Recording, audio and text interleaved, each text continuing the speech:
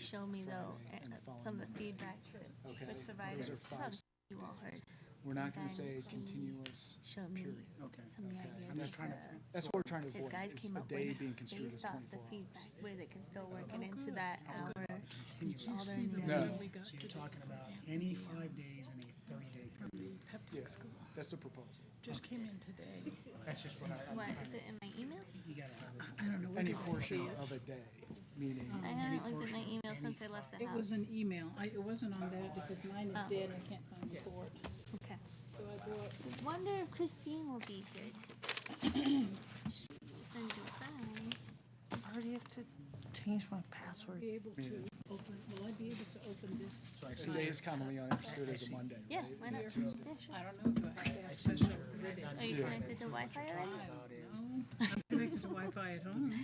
Yeah, you gotta have it. You gotta log in. Doesn't matter if it's continuous or not. See, I is never such have a- to do that, so I Uh don't oh. know. Uh oh. Do Where's you have Abe? your? Oh. Abe. May or may want me. Cancel. I forgot we were in, Yeah, less than a minute. we just have 1 minute. Somebody. Oh. Okay. Not Ryan, Abe. Is Abe there? Could you?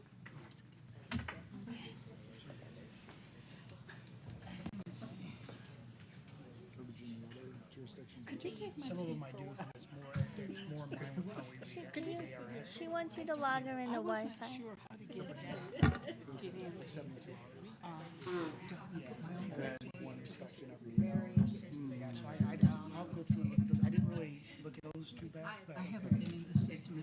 My struggle is the continuous one, because we can't constantly surveil. And if somebody moves it, well, we have the same block. We've invited to have a meeting. Oh, I see it now.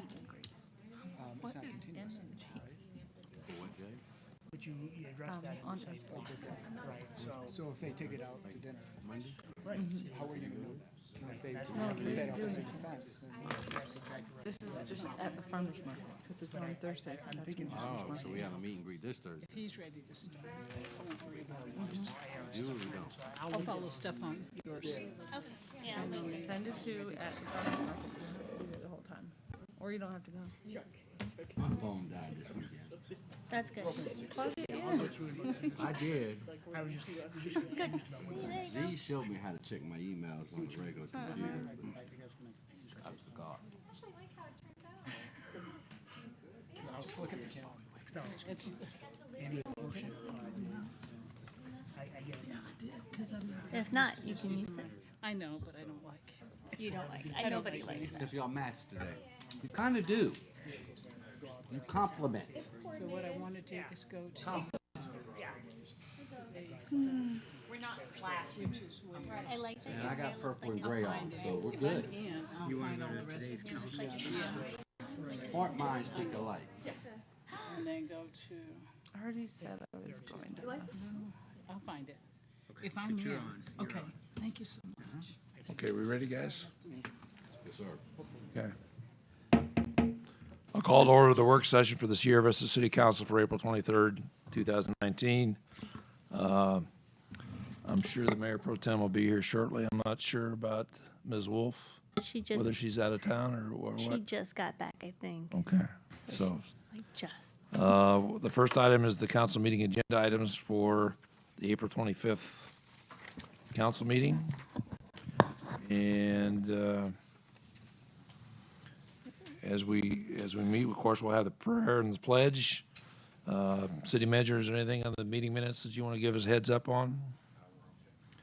Okay, and then we have the consent agenda. We have an appointment to the Arts and Humanities Commission and a restating the city's commitment to fair housing.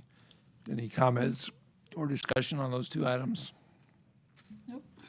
The first public hearing item is a conditional use request for location of Via Carmelita.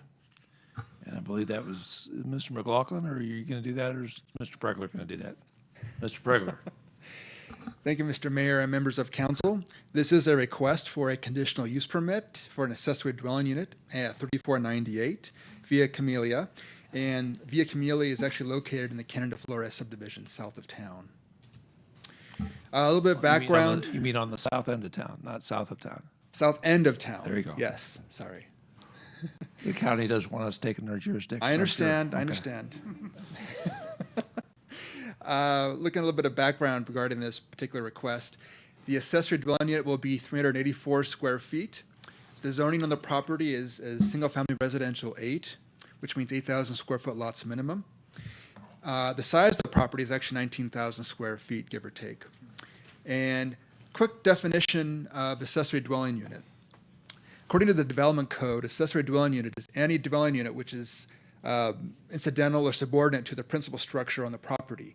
The key to making this an accessory dwelling unit is that it has both kitchen and sanitation facilities in the structure itself. So if it's simply just kitchen or simply sanitation facilities, it would be reviewed as a accessory structure and approved to the administrative review process.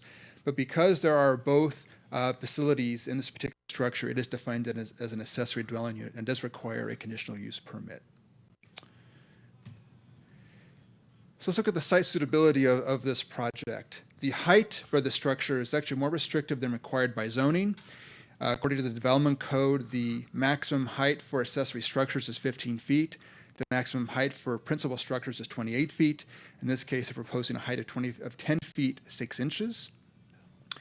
The structure will be consistent with separation requirements. Now, the development code doesn't specifically discuss setback requirements for accessory dwelling units. It has accessory structures, which are 3 feet from property lines, and talks about the principal structure setbacks. However, staff is recommending in this case that the applicant have a separation of 5 feet from the side yard setback line, which is consistent with the building code. The building code states that you need to have at least a 5 foot separation from a property line if you're going to be living in a particular structure. So this 5 foot setback requirement will be consistent with what the building code is requiring for this accessory structure.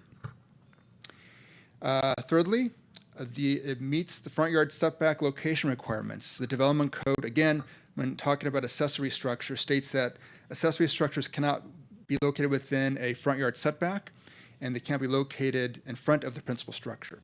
And the structure will be located 65 feet from the front property line, which well meets the requirement of front yard setback, and will not be located in front of the front yard principal structure per the attached plot plan. And then fourthly, there will be minimal traffic and noise generated by this particular project, by this structure. The applicant has indicated that the structure will be used specifically for family, will not be renting out the structure to anybody from the public. As a result, as I said, there'll be minimal traffic due to the construction of this particular structure.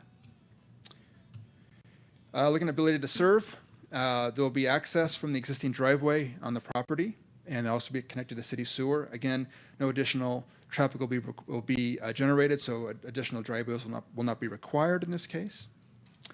Compatible with surrounding area, the applicant has indicated that the structure will have the same architectural design and features that the principal structure has. It'll have painted and stucco to match the existing buildings.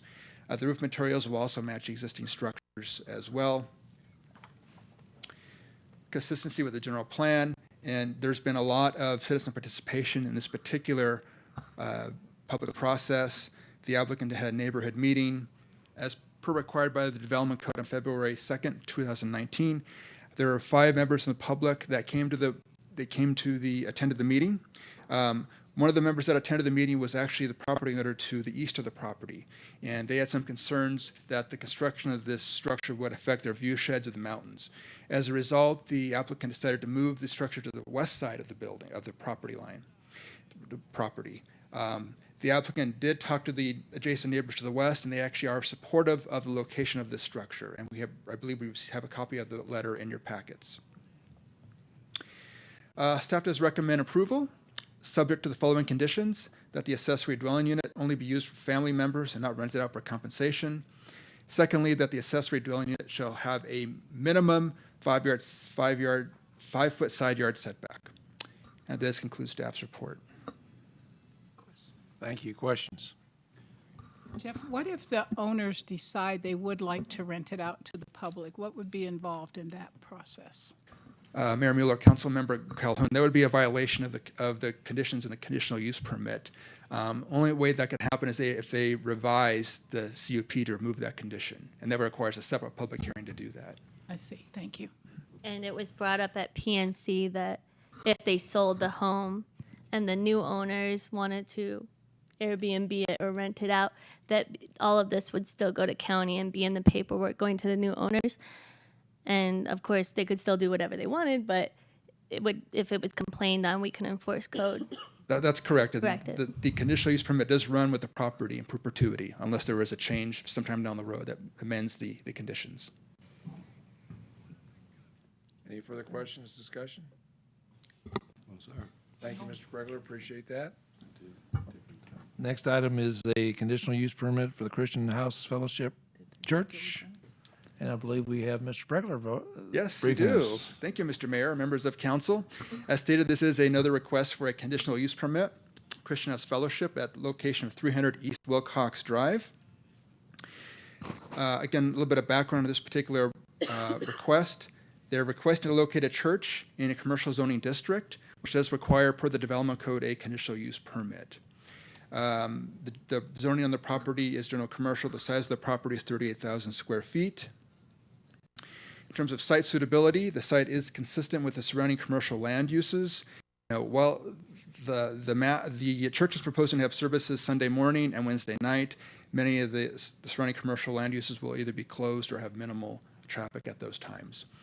There's adequate on-site parking. There are currently 130 existing spaces. The applicant has stated that they average 65 to 70 individuals on Sunday, with less on Wednesday nights. The International Traffic Engineering Parking Manual requires 66 spaces for 330 seats, which is currently the number of seats located in this structure. And again, they well meet this requirement of on-site parking. And thirdly, the building was previously used as a church and is code compliant with all church requirements and amenities needed. Ability to serve, there are 3 access points on this property, one off of Wilcox Drive, one off of 2nd, and one off of Meyer Drive. They also will be connected to city sewer. As I stated earlier, it is compatible with surrounding land uses and is consistent with the general plan, not only by providing opportunities for citizen participation, but also maintain, improve, and revitalize older areas of the community, and they're repurposing this existing building for church purposes. Public comments, the applicant was not required to have a neighborhood meeting in this particular case because they are surrounded by commercial, and it's only a requirement for residential. The city received no public comments. Staff does recommend approval of this request. That does conclude staff's report. Thank you, Mr. Pregler. Questions for Mr. Pregler on his report? Well, that was a quick one. Thank you, Jeff. You got it. Then we now move to item number 5, which is the transit route scheduling, 30-day public comment period. I'll just mention before Mrs. Flassar gets onto this, that all 3 of these items will be public hearing items on Thursday night's meeting, and we would appreciate participation from the public. Ms. Flassar.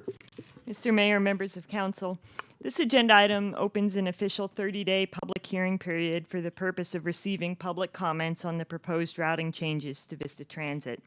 Policies adopted in accordance with federal requirements stipulate both a public meeting and a public hearing be held in advance of any major changes to the system. The public meeting was held last week at the Vista Transit Center using an open house format and was attended by approximately 40 people. 14 people provided written comments at the meeting, and another 3 provided written comments separately. In addition, the subject was discussed at a recent Transit All Hands meeting and a Transportation Advisory Committee meeting, and a consolidated version of those discussions have been recorded.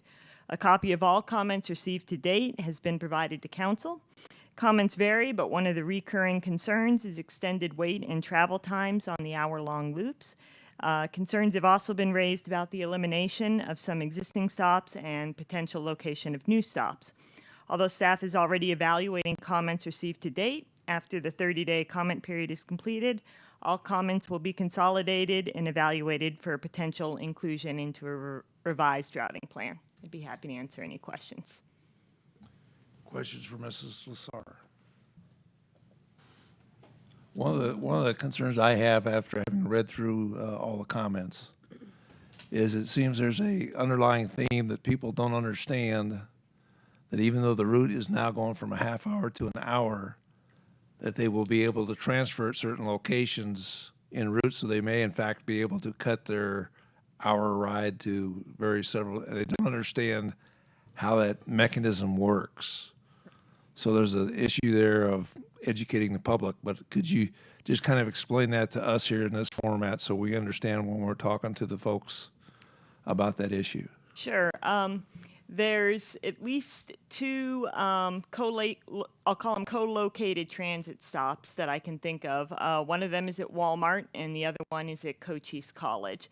I think part of the confusion is stemming from the fact that we haven't released the timing of the routes yet. That would probably clarify some of those points of confusion.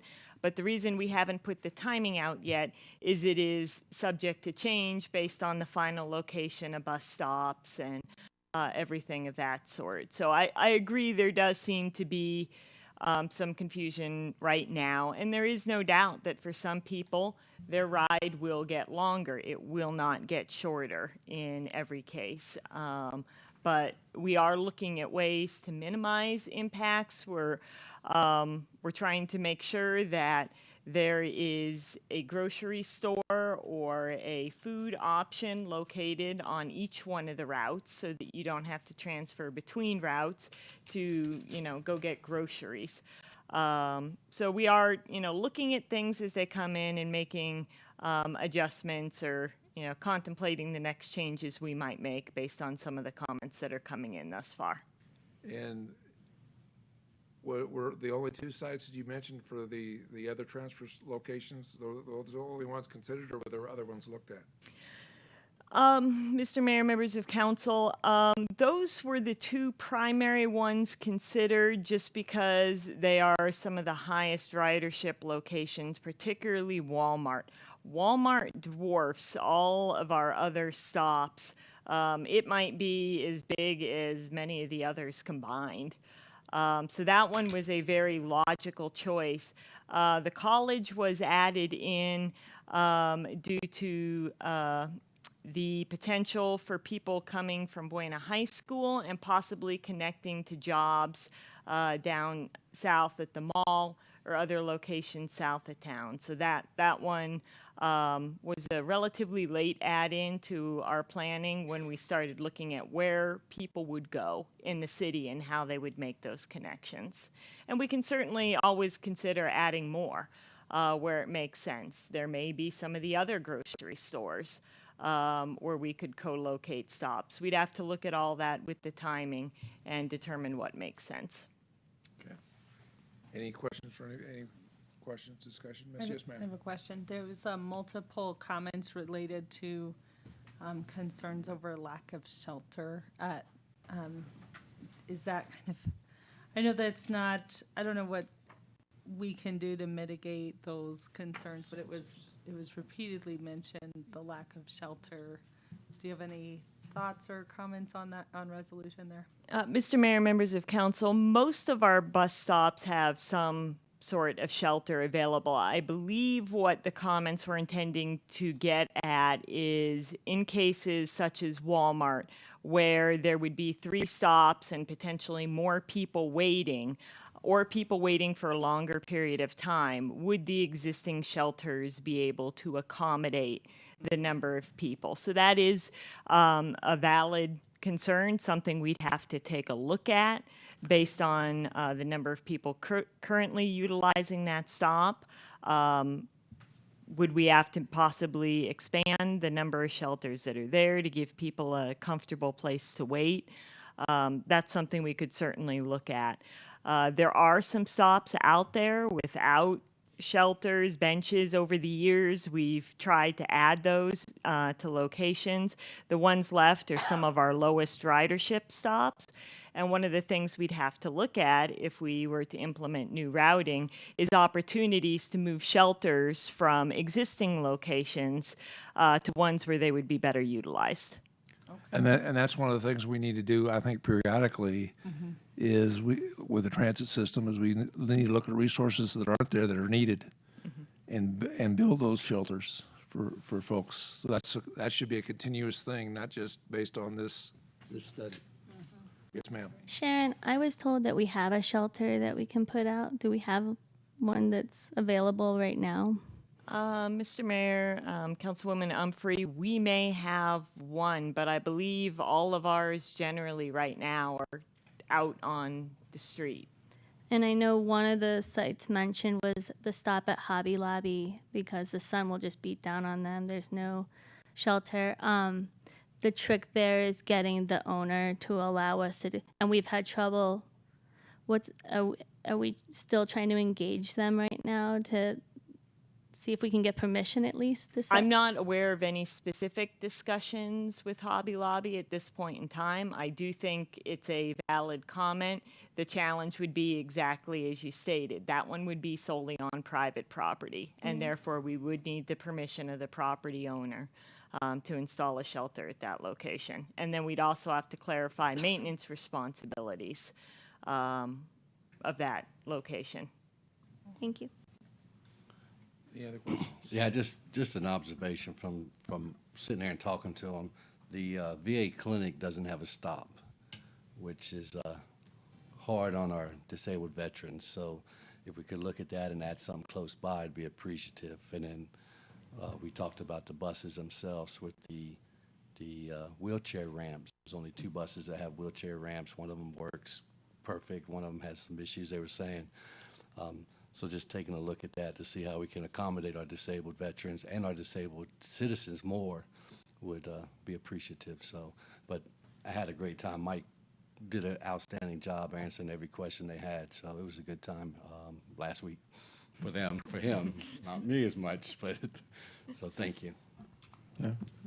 Anything else for Ms. Flusari? Yes, ma'am. One other question. Could I just, could you remind me, I know you've shared this before, we combined routes 4 and 5, right? And so then eliminated some of the stops that were on those routes that weren't being used, or there was a lot of mention on people not wanting their stop eliminated, but I just... Yeah, Mr. Mayor, Councilwoman Pacheco, a few years ago, we were having some staffing challenges in Vista Transit, having enough drivers to run the routes.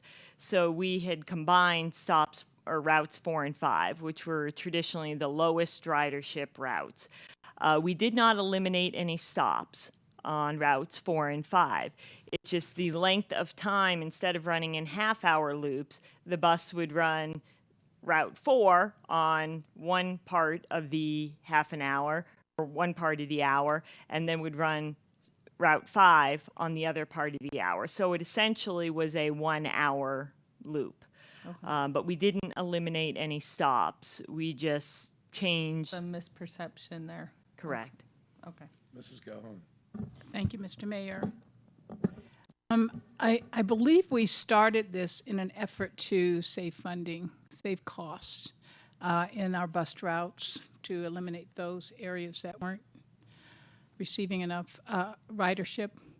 Have you been able to ascertain yet how much savings you're going to be able to get from this, these changes? Yeah, Mr. Mayor, Councilwoman Calhoun, where this effort came from is the last strategic plan contained an objective to evaluate transit service and focus service on those who truly need it. I think intrinsic in that was figuring out if there was a way to operate the system more efficiently from a financial perspective. We have run numbers on it. It was in my last presentation. Let me dig it out real quick. I don't want to. It's over 100,000. Yeah, and that's what I'm remembering. It was over 100,000. I just wanted to make sure I wasn't speaking out of turn. Operating costs for the existing system were $391,670. And that's the city operating cost, not the total cost, because we have federal money as well, right? I believe so, yes. And then the under the revised routing, the operating cost was $282,270. So dropped by $110,000 Thank you. General projected. That's general fund money. Any other questions, discussion? All right, thank you, Mrs. Fasar, great report. And the transit system's doing a great work on this public process as well. Okay, we now go to item B, discussion of amendments to Chapter 71, parking. Mr. McLaughlin.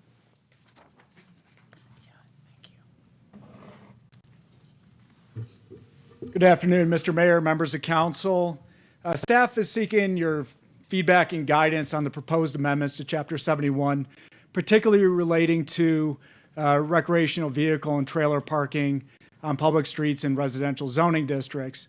At your last meeting, there was some back and forth as to whether subsection C was needed to address the input you received from the public and the Planning and Zoning Commission. And so we have presented for your consideration 2 questions to kind of guide the discussion.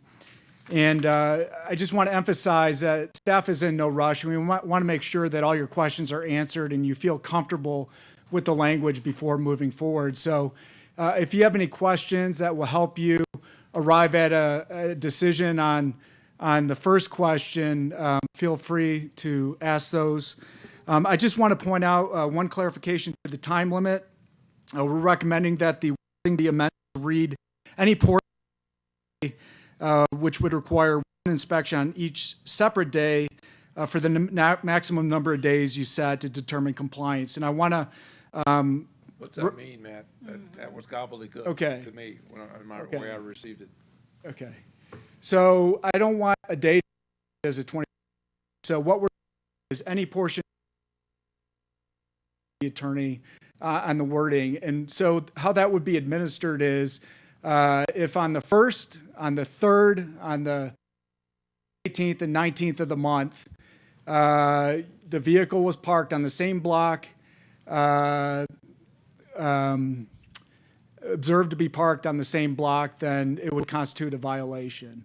Okay, so there's not a continuous time limit. And why is that important is the 6th District Court of Appeals just came out with a decision on a case from Michigan that declared the chalking of tires as being unconstitutional. They found that to be an unlawful search of private property. And so what we're trying to avoid is a continuous parking requirement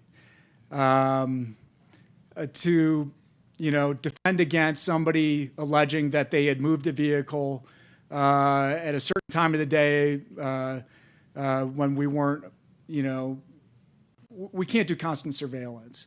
So basically what we want to do is inspect the street on certain days that you prescribe by the ordinance within a time frame, and then each time we observe the recreation vehicle and or trailer to be parked on that block, then we would count it as one day of the maximum number of days that you assign in the ordinance. And I hope that is clear. And the police chief had a good suggestion during our pre-meeting discussion, just to add the word cumulative. So after 5 days, it would be 5 cumulative days. So within a 30-day period, just to tighten it up even more, if that's helpful to you in understanding what we're proposing. Has everybody got that? Makes perfect sense. Okay. So I know a lot of the example ordinances have like 72 consecutive hours or 3 days. Again, and then there is a provision that an inspection every 8 hours is deemed, or so it would be 3 inspections within a 24-hour period, 8 hours apart, would be sufficient grounds to determine it as a 24-hour parking period.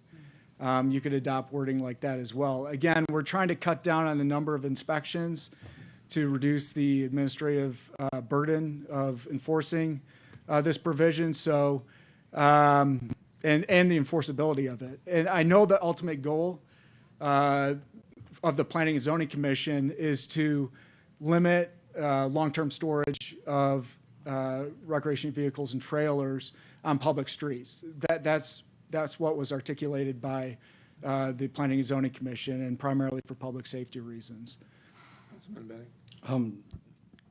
Just a quick, when you say inspections, et cetera, this is after a complaint, right? That's correct. Okay. We're not hiring somebody to actively patrol the streets to do this. Can I just make a comment? Aaron? Sure. So we did have a very, what I consider, a very good discussion on the last work session and then again on Thursday night. And I am glad that we tabled this, but it's something I've been thinking about a lot, and I have to remind myself, and I just thought it pertinent that we remind council, is the reason we're doing this is for safety reasons, but it's also not to add another level of bureaucracy or any of that to city government. It is, however, to give our community development and our police teeth if this does become an issue for people. So again, we're not going to be going out counting how many trailers are on the street, if their tires have moved, anything like that. But as it stands right now, if the fire department runs into an issue, if a neighbor feels like it's impeding their view, there's nothing that can be done about it at this time. So that's why, another reason that we're looking at this. Okay, good comment. Now, time to give staff guidance. Does anybody want to jump on this horse?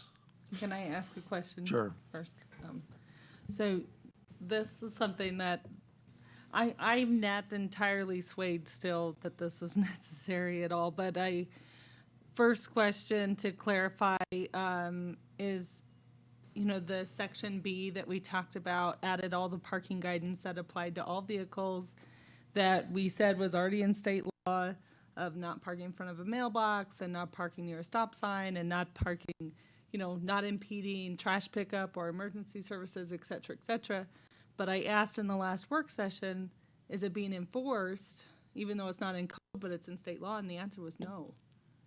And I felt that, so. Not being enforced by, Well- Chief, you want to address this one? They are being enforced by the police department if we see violations of state law.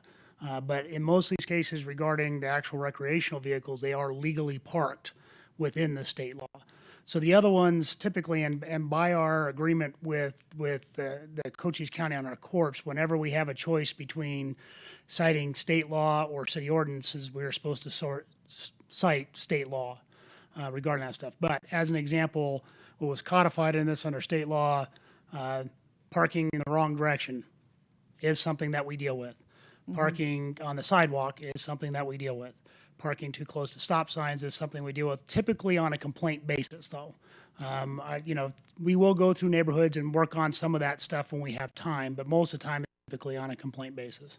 Okay. Can I ask, I want to say at least 6 comments, and one of the public comments made at a council meeting addressed being in front of a mailbox, which was part of. And I'm not sure, I'd have to look specifically if that one's specifically in state law. Obviously, parking, within 15 feet of a stop sign, fire hydrant, those kind of things are. So, and most of the time, quite honest with you, we aren't in a neighborhood looking to see if a vehicle is parked specifically in front of a mailbox. If we got a complaint on it, we go out and we look at it and deal with it. If it's a violation of state law, we deal with it. But, we're looking for more things like parking in front of fire hydrants, parking too close to stop signs, parking too close to intersections, crosswalks, those type of things that cause specific safety hazards regarding those type of things. So, Yeah, that was my question was, well, so if I felt like some of the provisions in section B, if we tightened up enforcing those, like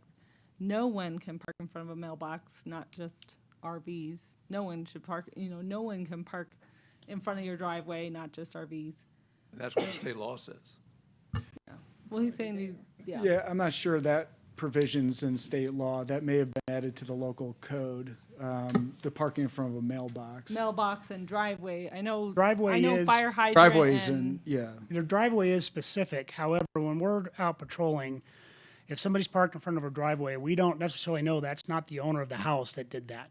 Yeah. Okay, so we are only going to deal with those typically if it's a it's complaint. complaint. Okay, because otherwise, then we're going up and knocking on the door. Wait, that's my vehicle. I blocked my own driveway, I think they have a difficult time citing that particular one. Okay, but if you're blocking somebody else's, that's a much easier one to deal with. So that's how we typically enforce those type of issues. We do have officers on the midnight shift that will go around at times and deal with parking in the wrong direction. That one's a particularly safety hazard because the reflectors are on the rear of the vehicle. And if you've ever seen that, but it's quite honestly, if the wheels are, and it's out of the way, we've got other things that we're dealing with in particular that don't necessarily rise to that level unless we're getting a lot of complaints on it. Anything else? I think part of the problem is not all the safety concerns are addressed in B. And that's why we have some of these comments made. They contacted the police department, they contacted the city. You guys went out there and you couldn't remedy the situation. And now we have RVs still presenting a safety issue with RV covers on them, clearly indicating they're there long term. And I only know about that because one of them provided photos. So something has to be passed along with, in addition to the state statute for that reason. Okay, I'll go back to my previous question. Is anybody willing to bring forth an amendment? Go ahead. I'm sorry. Go ahead. Recognize me, Mayor? Okay, thank you. I'm fine with the wording that, the recommended clarification from the community development staff, but I guess we need to discuss the days, the time period. Well, and again, I'm the one that's been raising the stink about 7 days, but I think five is adequate. I think 7 would be optimal, but 5 is adequate. And I'm fine with either one. I think after hearing the explanation Matt gave, I'm more comfortable with the lower number now that it would require them going out multiple times. So what you're talking about is recommended clarification Yep, I'm fine with on that one. And Matt, you said the chief recommended what additional phrase word? putting it in right there, cumulative, Oh, 5 cumulative days and any 30 5 cumulative days in a 30-day period? Does everybody have a chance to read that? 1M, Matt, 1M. There you go. Everybody have a chance to read that? Any discussion? I'm perfectly okay with this. Any discussion? Clarification? So we're getting away from the 7 days and going back to 5. Yeah, well, yeah. Okay. Which, if you look at other city, we are being That's- very generous. I know. and- Based off all those examples from the other municipalities in Arizona, we seem pretty lax in comparison. What, Matt, why don't you read it out, just so it's, I know you got it on the screen, but read it out to the public. Here's what the recommended clarification is for subparagraph C. Okay. Pertaining to recreational vehicles and trailers, shall be unlawful to park any recreational vehicle or trailer on a public street in any residential zoning district for any portion of any 5 cumulative days in any 30-day period, unless signs are posted prohibiting on-street parking or identifying a different period of time.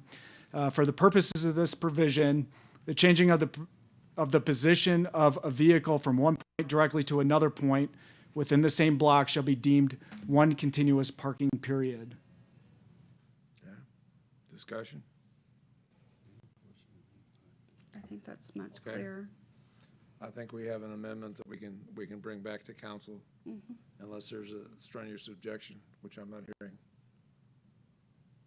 Okay. Thank you, Matt. Good work.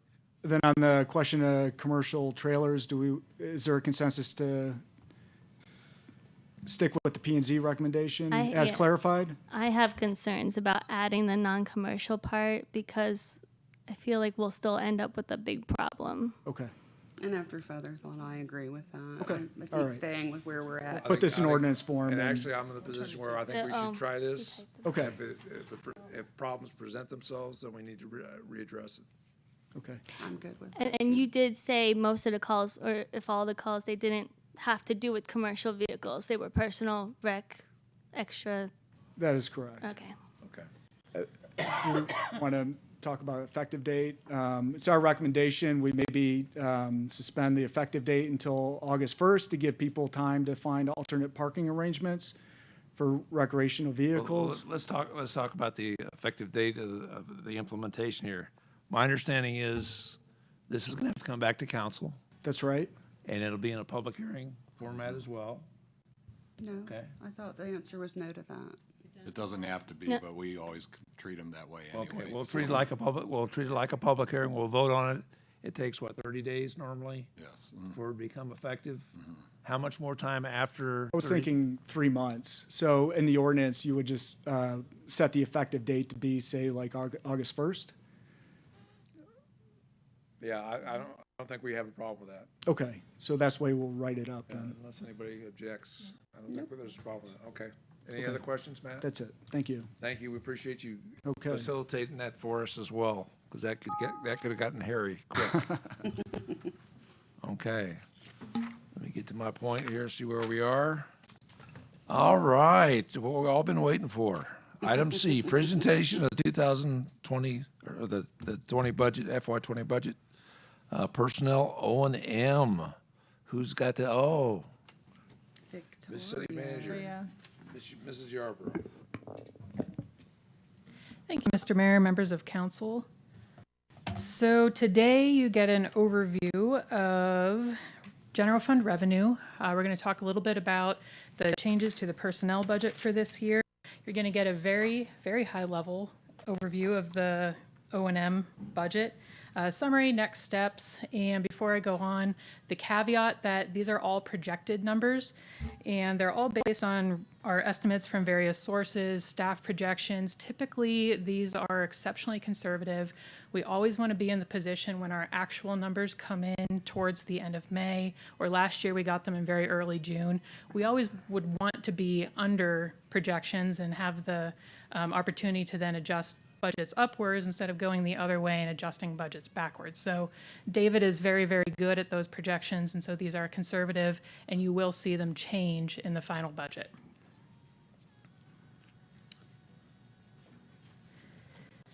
So first, the general fund is our largest city fund. It's approximately 45% of the city's total budget. Many of your services included in here include your departments of police, fire, leisure and library, your city council, legal, administration, and your non-enterprise fund public works divisions. The revenue sources are varied between local and state shared taxes, state shared revenues, different fees, our different intergovernmental revenues, building permits, fees for service, and so on. I'm going to go into much more detail on those in the next slides. So specifically local revenue, and I'll say also that overall we have pretty good news this year in that we are projecting increases in almost all of our various revenues. So in local revenue, this is your local sales tax. Staff are projecting a 2% increase in local sales tax this year. If you recall, last year we projected a 6% increase.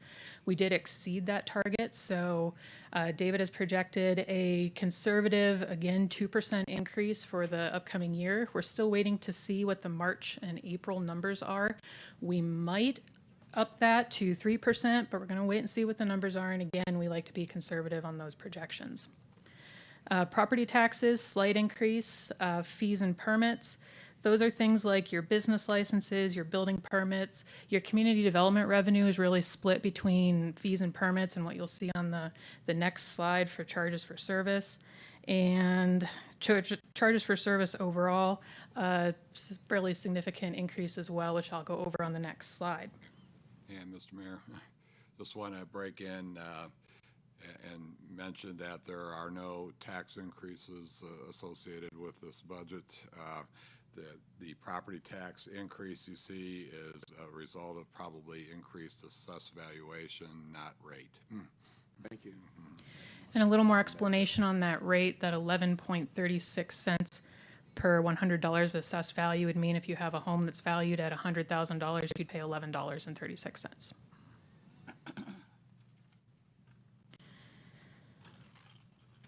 Charges for service. The significant increase we are seeing there is in public safety, and that's due to ambulance revenue increases.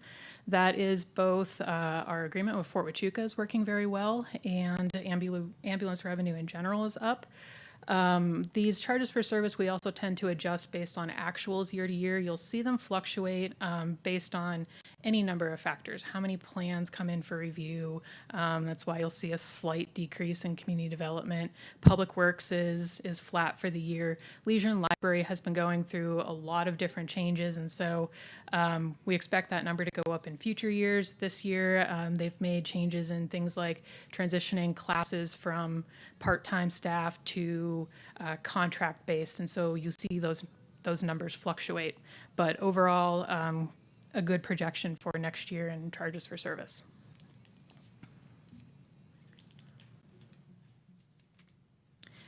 Intergovernmental revenue, this is primarily state shared revenue.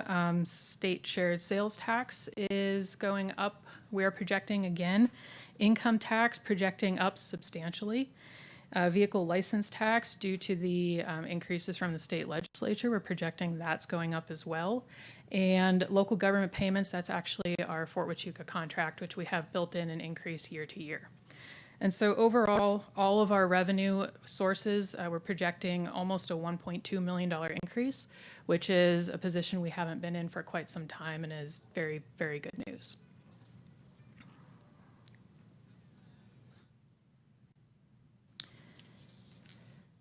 So in personnel, in order to address the minimum wage compression issue and shift the class comp plan accordingly, as we mentioned a couple meetings ago, we're looking at phasing this in over 2 years so as not to take all of that awesome revenue increase and just say this is all going to personnel. Not that we would, but the way we're looking at addressing that for the first year is we'd shift the class comp range 2%, and the impact of that would be about $370,000 total. And then in addition, our 2% step increase, which we have included over the past number of years since we instituted the class comp plan, would be about $335,000 for a total of about $710,000. We're still working on refining that number. Our PSPRS contribution will be, the increase will be $143,000 this year, which is also good news. In comparison, our increase last year was $412,000. So this is while still an increase, it's a very nice change going the other direction. Victoria, can you give me the reason for that? Just curious that it went down. They're making more money. Is that due to the changes we've made, David, or? It's Mayor, Councilman Gray, it's due to a couple things. There's some big increases on that wonderful report I know you just read home and read on that other meeting. A nice plus this last year was we actually got significantly better investment returns. We had over $1 million for most of the funds versus the $50,000 for the year before.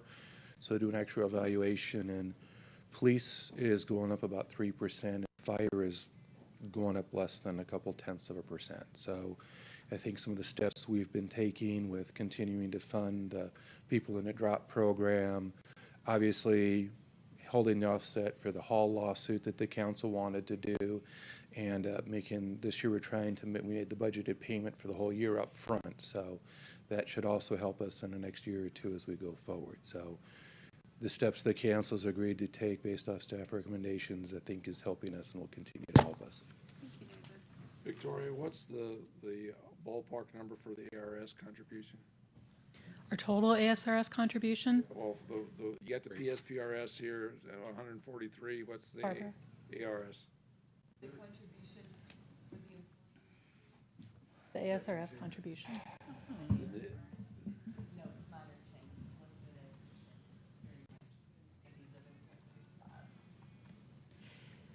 The contribution rate will stay stable this year. Did you want the total amount that the Well, city yeah, pays? If you can give me that number later, I'd like to know what it is. Sure, Mayor. Okay. It'll be less than the PSPRS. Oh, I know it will be, but I'm just curious because we always compare the two, even though we have more, we always spend more on our police and fire than we do our regular employees So, No. for retirement. Good. One other point, The main point on this slide, though, is the movement of the range for minimum wage. So that would be a cost normally that we wouldn't see, in terms of additions to the budget. But by moving the range, we're taking on additional 300,000 or so, over and above what we normally would. So that kind of eats into the revenue a little bit.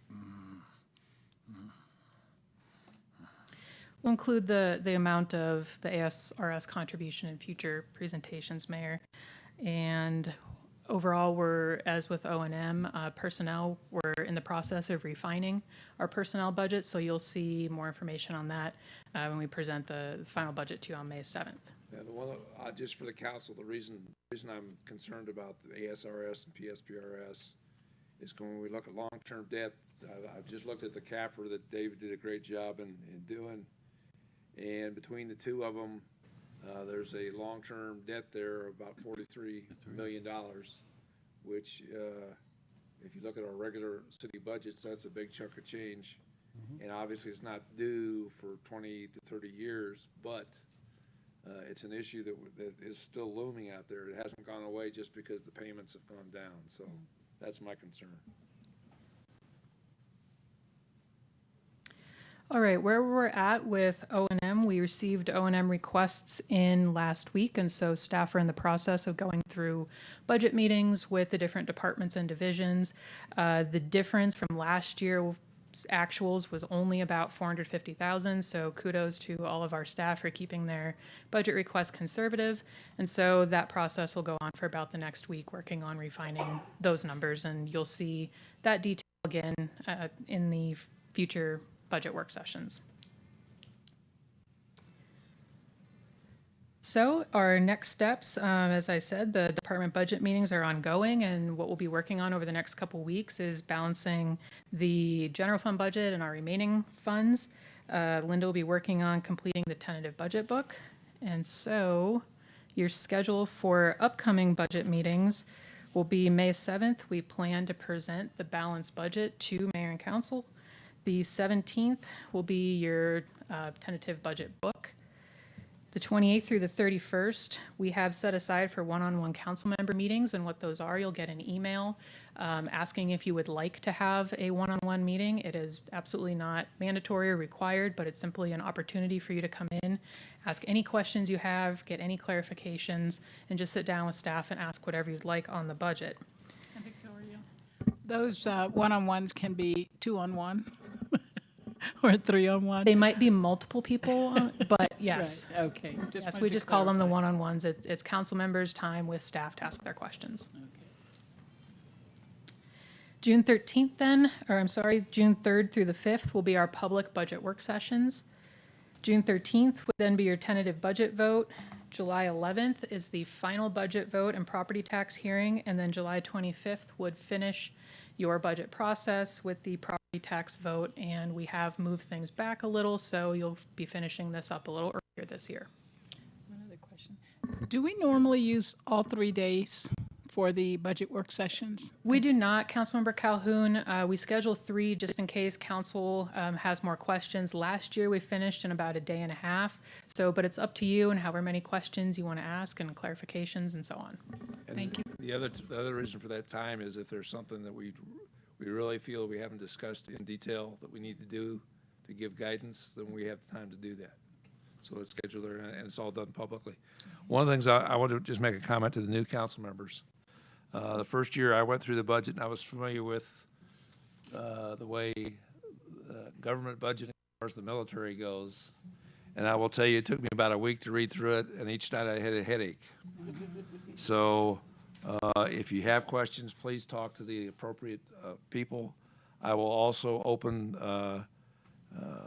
when the one-on-one council meetings, I have always opened my one-on-one with the staff to new council members to sit in just to watch and see what kind of things we discuss and what's going on.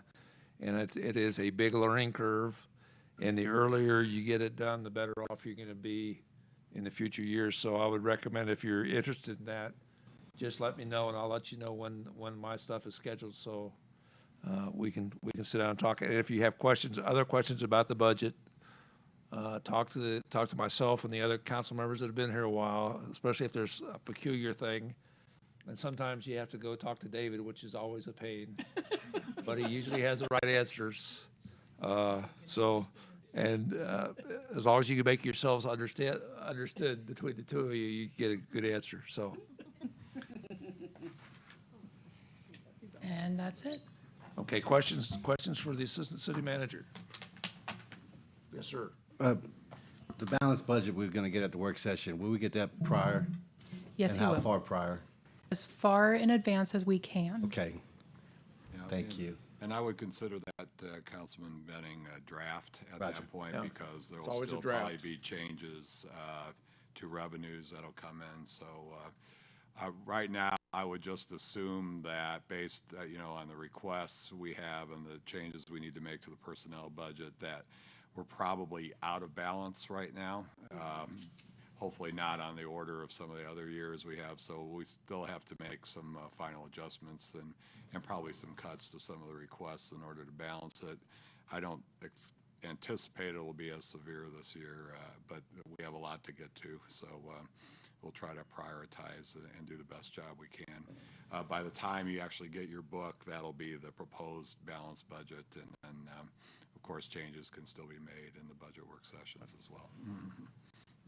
One of the things that the Mayor Pro Tem brought up, and she needs to talk about it now.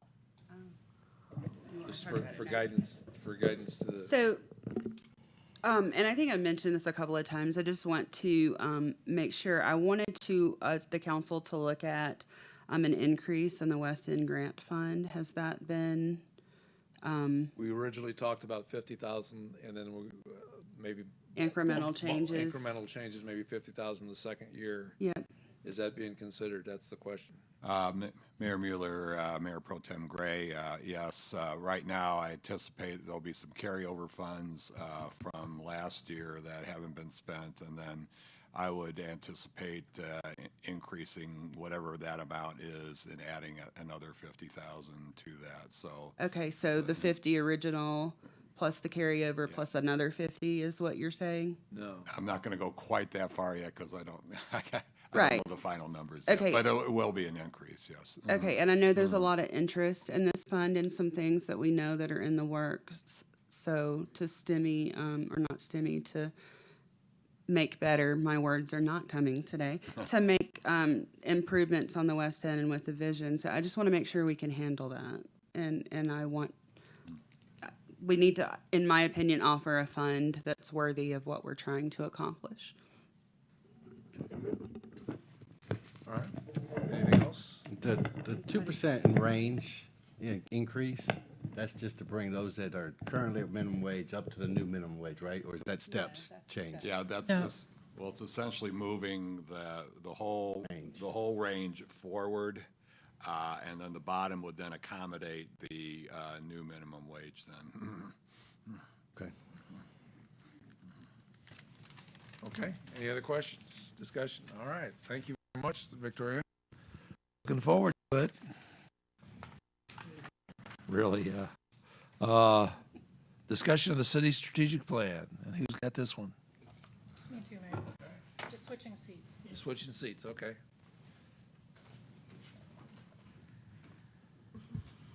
All right, thank you, Mr. Mayor, member of councils.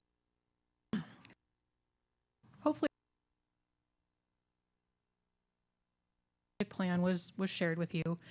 Since that time, I had a meeting with Councilmember Wolf, and those changes are reflected in the file that you received last week. And so I'm going to run through what those changes were real quick. And Councilmember Wolf's comments were primarily based on the feeling that we were not giving ourselves enough credit, and that certain proposed goals, such as increasing citizen satisfaction and so on, by putting in that we wanted to see a 25% increase, we were assuming that the satisfaction level was somewhere around 75%.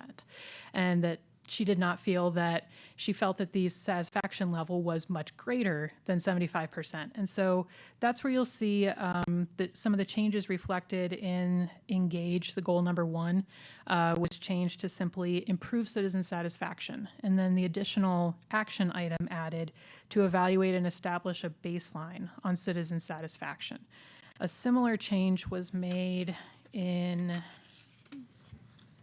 the enhanced goal regarding public safety. Again, she felt that we weren't giving our public safety enough credit, that the general feeling was around 80%. And so going for a goal of improving that by 20% was just not realistic for the right reasons. And so that one was changed to improve citizen perception of public safety with the corresponding goal of evaluating and establishing a baseline on citizen perception of public safety. There were some other clarifications, just some words that were taken out on Goal 2 under Enhance, words that just weren't needed there at the end of the goal.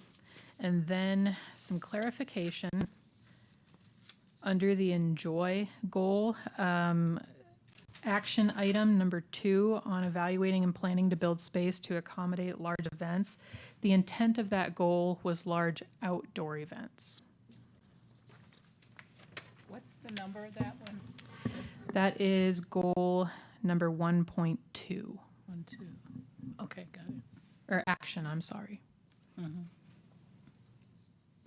So those were the changes that have been made since the last work session. I would welcome any other feedback on any of the goals or the actions that have been described. Again, this is your plan. There is absolutely nothing that is set in stone.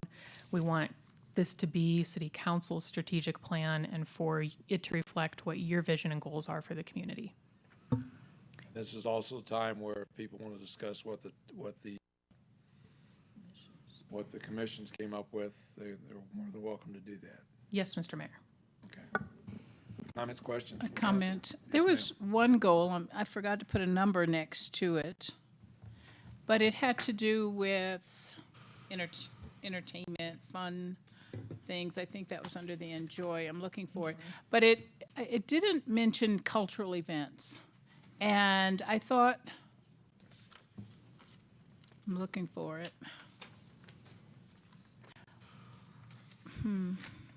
Well, you'll You're figure referring out. to the Enjoy I goal? think it's under Enjoy. Reevaluating community events for fit, diversity, draw, and potential partners. Just say the number again so I can find what. 1.1. That might have been it. I tell you what, I'll just keep looking to see it, but the idea behind what I wanted to comment on was, in addition to just the enjoyment and it'll all be enjoyment, but to include cultural events, not just recreational. Or do you include that, and when you say recreational, it means everything? The intent on the community events meant all events. And so if it helps clarify for you, then we can certainly change it to just either add cultural, change it to all events, I think adding cultural would be really important. community and cultural events. Folks tend to think of cultural events different from recreational events. They tend to think more in terms of the symphony and plays and maybe forum type events where you're holding events to try to attract a large number of people, and they don't all fall under recreational. And they may fall under community, but folks may not understand it that way. At least in my first read, I didn't. So I'll read where you add it. So I'll revise that to say reevaluate community and cultural events for fit, diversity, draw, and potential partners. Okay. Can I If make a that works suggestion? for everybody.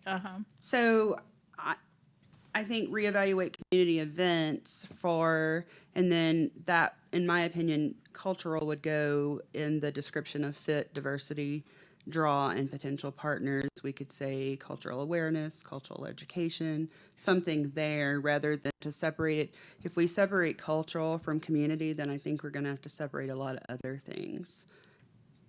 And so I think to add it in the description of what we're talking about with community events makes more sense. Okay. Go ahead. Since we're on Enjoy, I thought I guess we're starting at the bottom. We'll go up, but starting with Enjoy. On the goal number 3, record positive mentions and hashtags, it seems like that would fit under Engage and not under Enjoy. That should be positive mentions relating to our entire city. That's something we discussed at length, I think, during strategic planning of some of the negative Nancy's on social media, that there's a constant negative attitude, not just about events or social things, but in general about the city. And so I would think that goal number 3 would fit under Engage, personally. The other was action. Is it both? Is it both? It could be both. I know that they want to have an events hashtag and such. I know Enjoy and Engage, cross section of each other for sure. So that's. There may be different ways of going about it in each category, so it could just be in both. But it's definitely an engaging. This was the one goal. I did with them, right? Yeah. And then we agreed at the strategic plan that it should go under Engage. It ended up under Enjoy because we were trying to think of how to gauge if people are actually enjoying Sierra Vista. I think that's how that ended up there. I think it also ended up under Enjoy because it was specific to events, but it can certainly be broadened and moved to Engage. What does that mean to the social hashtag? The event hashtag. Depends. Yeah, like I know what having a a trending hashtag is, hashtag, it's searchable and you can find it. It makes it a public post. For the city, something specific. For the city or for the event. Okay. So when you use it on social media, it becomes a link. And you can click find on out if it. it's trending. Yeah. Okay. It brings you to everything related. My other thing under Enjoy was action 2.2. I don't know where I don't remember a discussion related to that. I don't know if anyone can clarify. Develop a catalog of projects to fund via GoFundMe. I'm uncomfortable with that action. I don't know where that discussion came from. I think it started last year with the previous council. I had to be careful with my words. There was a project brought to council by the Arts and Humanities Commissions for a Black Box Theater. And one of the ideas to raise funds was to start a GoFundMe, and that might have been how that started. I think that was try to identify a mechanism by which we can go out and ask people to donate for certain smaller projects that weren't in the budget. I think that's where the impetus was. I think it's still a good idea. And I know when we do GoFundMe, we need to still account for the money right, and we need to make sure the public knows where it's going and all that other kind of good stuff. But that was the impetus for it. What is your uncomfortableness with it? I'm just curious. I just think when we're talking, the previous presentation about budget and being in a good place financially, the city having a GoFundMe page, Well, the thing is, we've the always perception gotten, of that I don't like. we've always had a donation column. The question is, the issue here is we're moving it from a regular, Joe Smith leaves $1,000 when he passes away to the city for parks or whatever it may be, that we're now going to actively solicit on a GoFundMe on a project-by-project type basis. So it's a little different, and I understand why people will be uncomfortable with it. No, Laura, can you talk a little bit about like the Santa thing? That was where we used GoFundMe that I can remember last. Yes, thank you, Mr. Mayor, Mayor Pro Tem Gray. I believe the spirit of this request, and specific to your point for the Santa project, several years ago there was a wonderful project where some folks created these Santas that were up in the park for many, many years. It was very important to my family too. We had our annual picture out by the Santas, and they just wore and tore over the years, and they were just unsalvageable. So Judy Hector and her team had posted, the Save the Santa program, and very quickly got a large number of Santas sponsored by private agencies and individuals in order to create a more sustainable solution. So those will be coming back. They'll look a bit different, but they'll also be more sustainable. And it was basically a public mechanism for funding special projects. So creating an opportunity for citizens to leave a legacy in their city's heritage, right? Which is, That's a good way to put it. but that's different than GoFundMe. Well, through It's using through GoFundMe to do it, though. Yeah, we didn't use GoFundMe Didn't at that use point, that, but yeah. the intent is, project-specific or maybe of interest to interest groups, that we don't have budgeted and that the general public probably, Would not fund. would not fund or wouldn't be appropriate to fund, or to have all the taxpayers fund, that kind of thing. That's for special interest projects. Special interest projects. Well, yeah.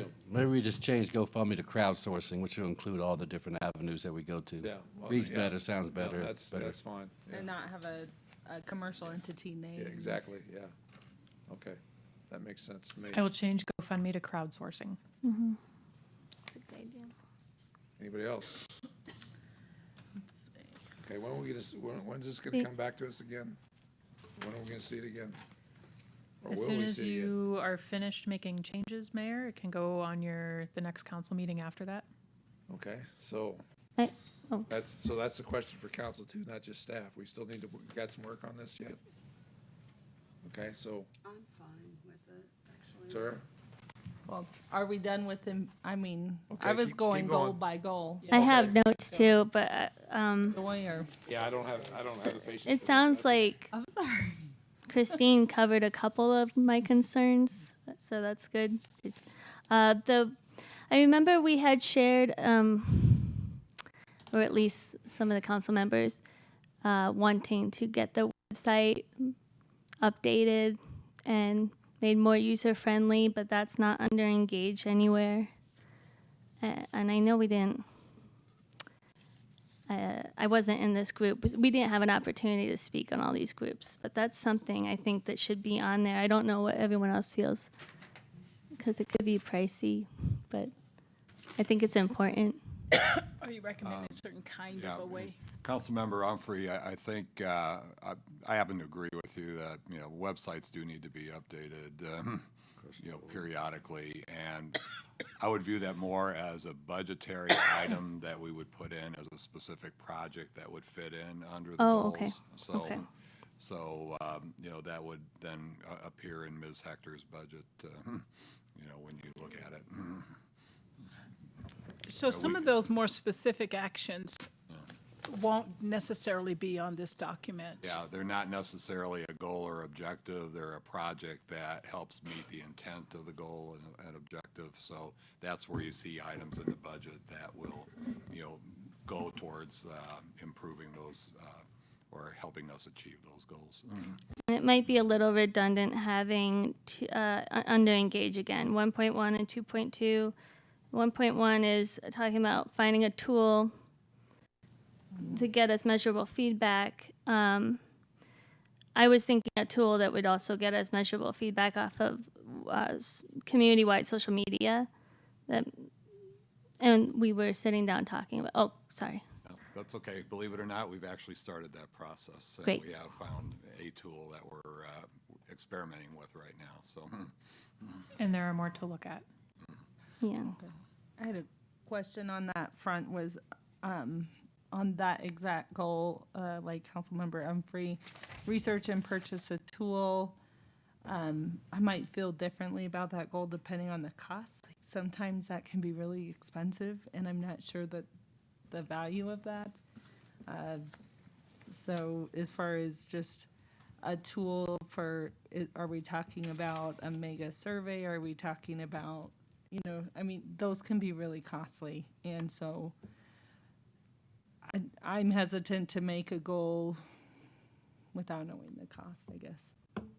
And the issue on this item was that this group talked a lot about how do we measure satisfaction. And we discussed the fact that we had done a national community survey a couple of years ago, and that the general feeling was that that did not give us the information we wanted. And so we do need some kind of tool to measure satisfaction. We're going to have to spend some money, but it sounds like we are being given direction that we don't want that to cost an astronomical amount, which of course we wouldn't look to spend an astronomical amount in any case. But I think your concern is heard. And I think that the key here is real-time feedback. But also, we probably want to point out here that the strategic plan is not a blank check to staff. There's still procedures and policies that we will approve all the way through. Yeah. And staff has come to us before with things that they felt like met the strategic action that we wanted to take, but we didn't agree with that, and we have said no. So, and told them to go back and find other ways to do it. So it's just not a blank check. And one of the ways we address that as well is when the new year starts and you're presented with the action plan, a lot of times we will call out, we've evaluated these tools and we're looking at these items. And then at that point, there's a specific item with a cost attached to it. Yeah, we still have to balance the budget. I know several of us during the planning session talked about working with and helping our homeless population, but I don't see anything mentioned in the whole strategic plan about it. So I don't know if it was taken off, if it was overridden, or.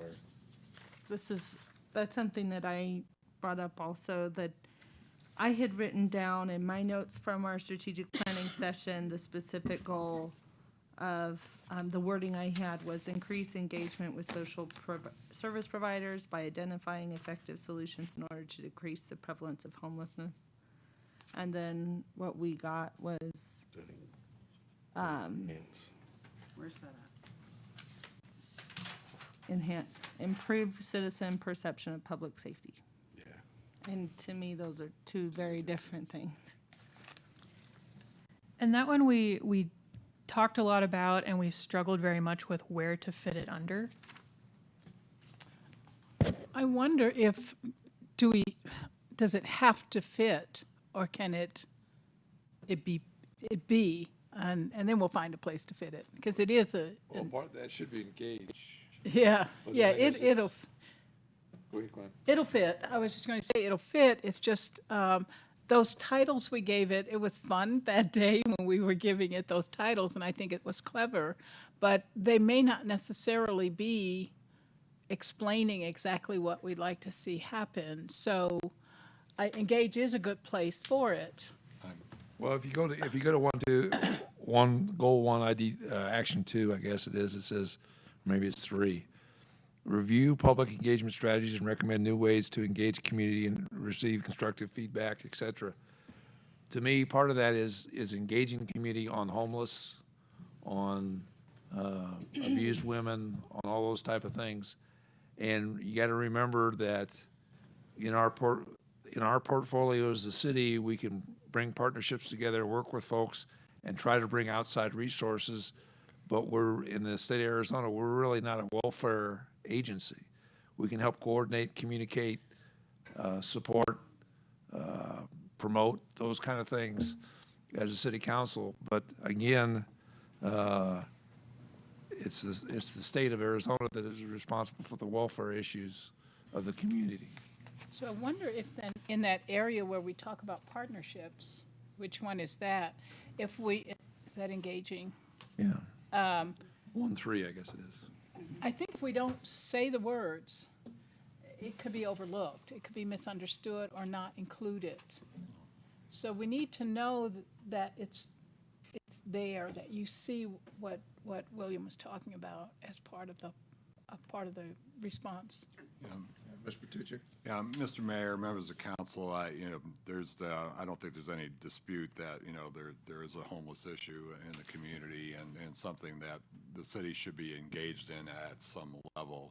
And I think the first thing we need to do is certainly, is include that in the strategic plan, but we really need to have, some work sessions with you so that we can go over with you what is it that we're doing right now, who are we working with, how do we help with grants and those kind of things currently, and then try to get an idea from the council, where else you would like us to go, in terms of, assistance that, we're allowed legally to do, so.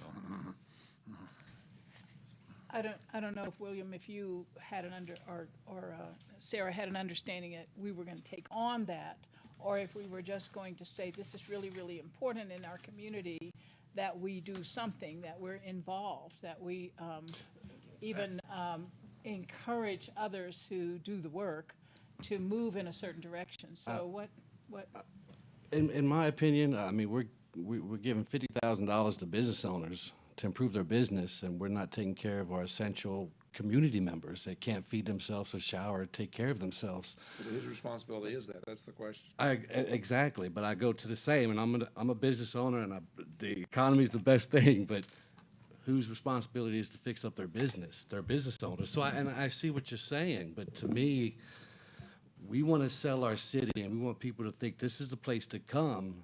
And we got 10 cities throughout our city that we're not feeding people, and we have people living in Well, washes. I disagree with the fact we're not feeding people. The city is not feeding people. Roger. We have social agencies I that do agree. that.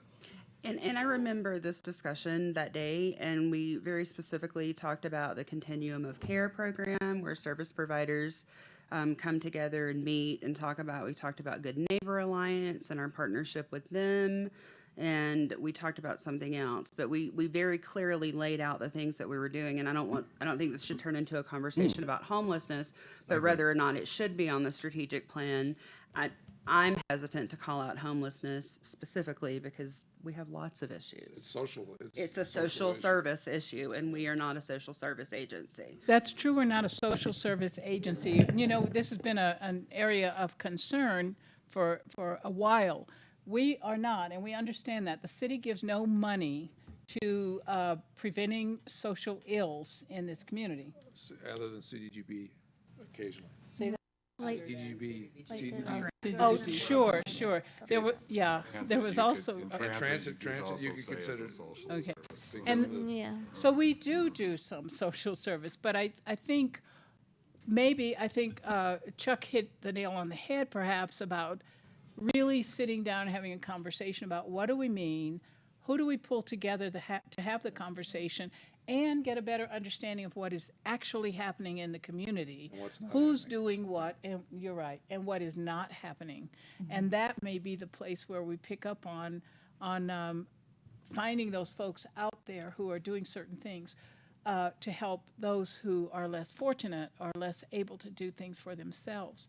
However, it really is, in my opinion, the city has some way of opening that door, of showing the rest of the community that we really do care and we're willing to sit there and have the conversation. And who knows, there might be, for folks who think we don't do a lot of things, when you bring up what Transit does and when you bring up what CDBG may or may not be doing, those are important things for the community to understand that the city is involved. So I would propose, and somewhere in here, I'm not sure where it would fit, that we do have a sit down to go over specifics like this particular area. That we've never talked about doing that before, where we really call out the issue and deal with it. If I could, we see examples of municipal governments in our state and across the country who are leading the way and bringing in innovative solutions to addressing homelessness in their communities. And those solutions are brought by municipal governments who choose to take it on or to put in an innovative practice. So, we can make that choice or at least start the conversation. Correct. And I guess that's what we had talked about during strategic planning. And I was just disappointed to not see it reflected. So let's put it in there. I think that needs to be added. Again, the titles in this thing are so broad. You could basically read it, it's there or it's not there. For example, the good councilwoman says she didn't see it there, and I looked at it and it was 1.3. I saw it there, and that's the difference of opinion. But I think the way ahead is we need to sit down and talk about what the city is currently doing. We need to have a work session with what the city is currently doing with social services, where there are potentials for partnerships to improve things, and then seek partners within the community, and we already have a number of them. Salvation Army, Good Neighbor Alliance, St. Vincent de Paul.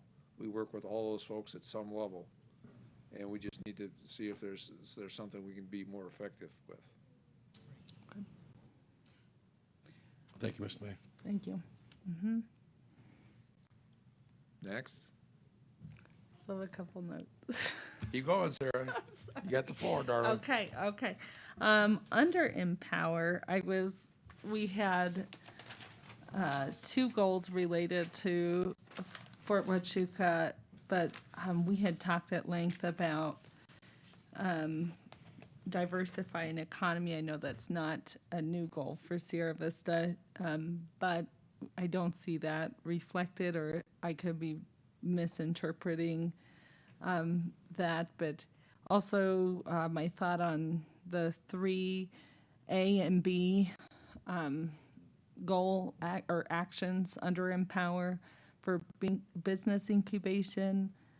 I wasn't part of the Empower work group, but I personally feel that we have business incubation in our city. I mean, we have the Small Business Development Center, and we have chambers of commerce who work with small businesses and help them develop and provide resources. And Regional EDF. yeah, the regional EDF. We have the SACA. We have all these organizations that do that. So, and that's where I would be. I'm the opposite, going, I'm not sure that the city's role, Well, as far as and I would share with you, and when you talk about all those organizations, what bottom line amount of money do we give those organizations?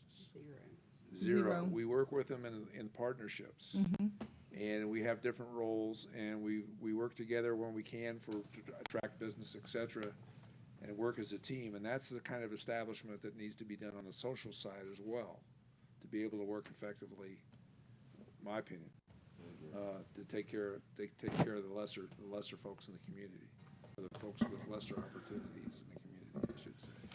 I wonder if the little piece of this that we didn't cover is home-based businesses. We have so many, and I was just wondering is it okay for Tony to come up and say a little bit about? Do we have the numbers, and what's the idea? Maybe you're not far enough along with the plans yet on the virtual incubator. I know of 2 or 3 that are a little bit expensive, I thought, for home-based businesses, and I just wondered what was the thinking on putting that in there? I'll ask Tony to come up and explain more about that one. He was looking for something to do over there. So, Mayor and Council, so the concept behind that, quite frankly, we actually spent a lot of time looking at the incubator and both the cost, the partnership, and really with the size of our community, a traditional incubator probably doesn't work. I won't say never, but probably doesn't. So my discussions with several folks that have run incubators, one of the ways to get into it is to identify the home-based business aspect. So I've talked to the chamber, and we've looked at business license for well over a year. So fully a third of our businesses would fit into that. So to be fair, we don't know what the market looks like. So we need to set up a couple of events, whether they be at lunch or in the evening, to identify both the activity and the participation for the home-based businesses. And then we need to find the needs. And we really kind of thought of this as an extension of the technical assistance program. So, but we can do it relatively low cost, and we can tailor it and tie it back to the home businesses. So we need a couple of steps to identify the market. It was more of an idea of where we can kind of extend the technical assistance program. And again, the thought back into the West End for home-based businesses to give them the opportunity to grow and potentially move into brick and mortar if that fits their business model. So that's kind of the logic and the concept behind it. The reality is we may put it out there and there may be no demand for it. So I can't guarantee that we will end up there. I've had a good conversation with the executive director of the chamber, and there are other chambers in their network that have done similar things to full extension of an incubator as well as some smaller steps. So it is kind of more of the investigation phase to see if that's something that we can pull the right resources to assist our home-based businesses. And it's also tied to diversification of our businesses without specifying it is about diversification.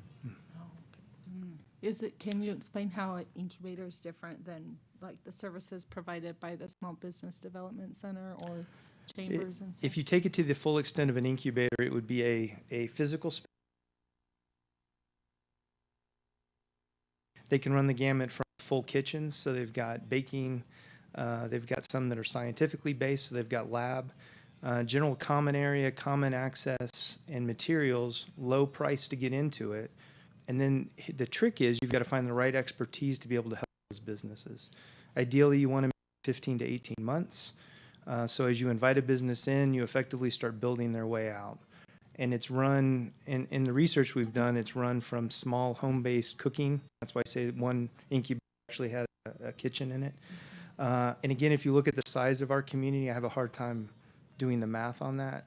And again, the suggestion that came back to me was the virtual. And the virtual provides expertise, but it doesn't tie us to a facility. You go in at a much lower cost, and then we identify what those home-based businesses need.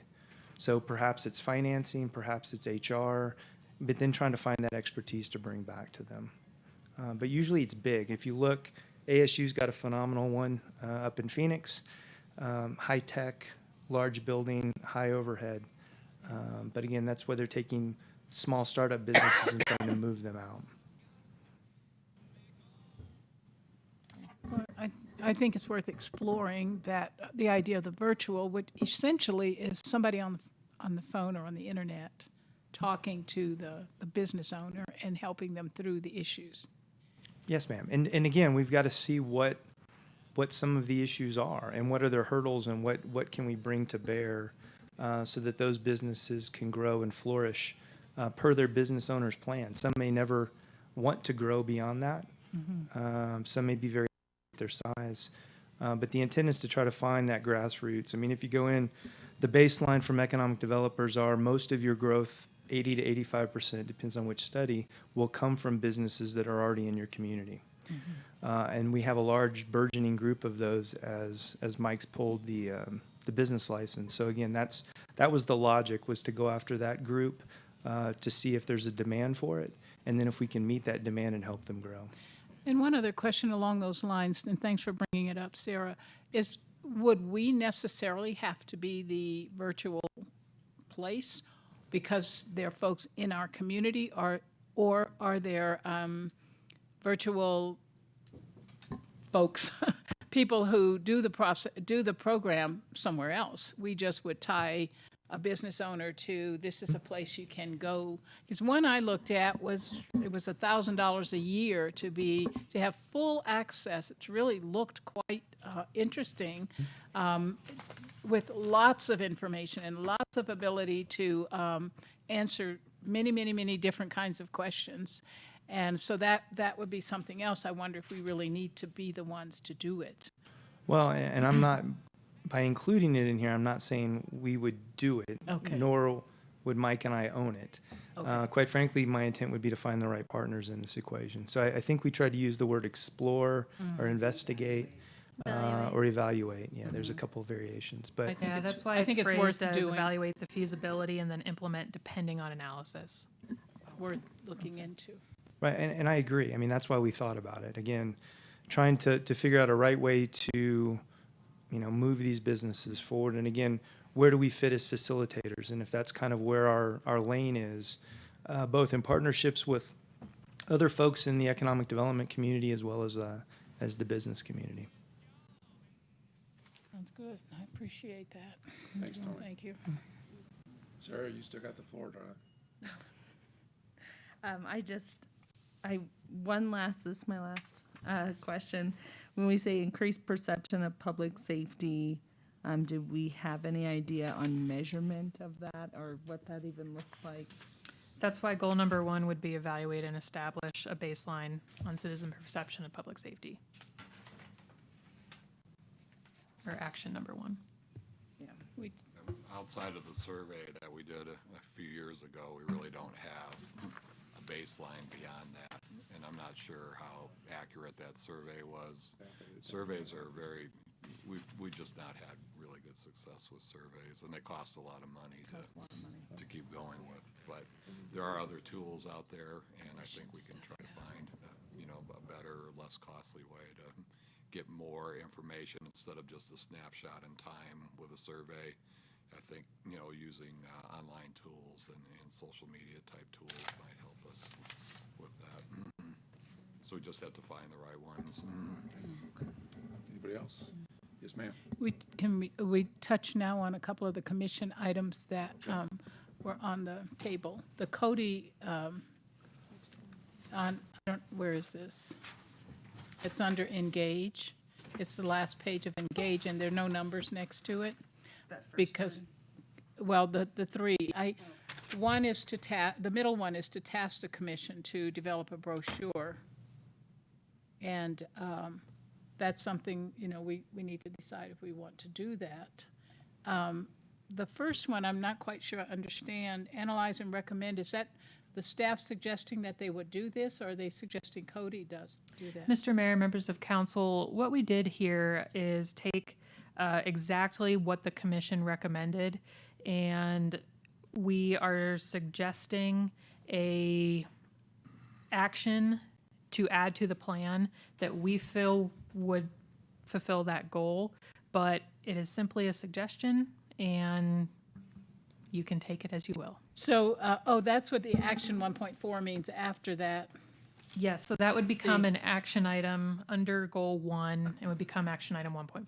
I kept looking to see where is action 1.4. Okay, I understand now what you're suggesting. And the same for the third one, too. And so it's I see. identifying which goal that we thought it might fall under and then which action item it would be. Okay, and the middle one, I don't know about the expertise of Cody to do that. I don't know, Jeff's not in the room right now, but it's something that they talk about often, and I think it's a good idea. They're going to need some staff support for that. So is that understood as that's the way it'll work? If the council decides that that's the way you want to go on that one. I think Jeff does a lot of that already. Anyway. Yeah. Well, I would be the one that would say, having a pamphlet developed is not a strategic plan. And that's why we are And suggesting and a that's tasking. something I will tell you as a former member of or former advisor to the or liaison to Cody. We've done it in the past. You've done this in the past? Yeah, absolutely. Oh. So what? So if they need to update, they need to come up with a new pamphlet, whatever, that's great. We need to go through the staff process and have assistance with the staff and just go ahead and do it. So it's a tasking, and I It's understand really that. it's really That's just what a you suggested. yeah, it's really just a task that needs to be done to support their mission and enhance the community needs of the Cody population. Okay, and then we have the airport one at the bottom. You want to add that as an action item also to explore or evaluate? And that's a pricey item? Well, moving the visitor center to the airport, I think that's a non-starter, basically, because nobody goes out to the airport unless you have a private aircraft. Well, I have to. And having a visitor center where people are present is a place to do it. That makes no sense to me. I only brought it up because it's there. Well, it makes no sense to me. That one is a non sequitur and it's a non-starter. I would add. Now, I can understand having a bigger sign at the airport to identify the airport. That makes sense to me. But actually having the visitor center out there. No, I had a straight talk moment with the airport commission. We've had a few of those, and I hadn't even been their liaison very long. And just telling them, I don't think there's any willingness on this item, so I just- agree. I wasn't proposing it. I was just bringing Anyways, it we've up. had a couple straight talk moments. That was one of them. However, on that topic, I think it is a good idea to put whatever city information, and maybe it's already there, city information at the airport for those few people who do come through. And there's a there is an brochure, right? information shelf with a whole bunch of handouts There are. and tourist information at the airport. Okay. It's already there. Now, In is the pristine humor condition. because nobody goes out to the airport? Is that the joke? No, that's the joke. The joke is The that reality. the airport is the center of the universe. For the And, people and who that's for are- the people that work and fly out of the airport, which is great. But not everybody does that. Understood. However, They're a passionate bunch Passionate who people, love that's great. aviation, and And they that's want great. everyone to love aviation. And so I'm happy to work with them. It's my honor. Good job, Sarah. okay, well said. Moving right along. So does Mayor and Council wish to include the suggested actions or? Sounds like you're getting a pretty clear No. non-consensus. However, there's two things there. What'd you say about the sign? Well, the sign, and I think we're already working on that. Already budgeted. Already in the budget. It's in the budget. It needs to be, They it needs to already be covered that. taller. We don't need to have a 40-foot marquee sign like they do at the racetrack as you're leaving Phoenix that tells you all the events that are coming up in Sierra Vista. The casino paid for that. Well, if we get a casino to pay for it, that'd be okay. Get somebody to stand up. But We again, also need ADOT to. ADOT to approve it. ADOT will have Because to it's in the approve. right of way.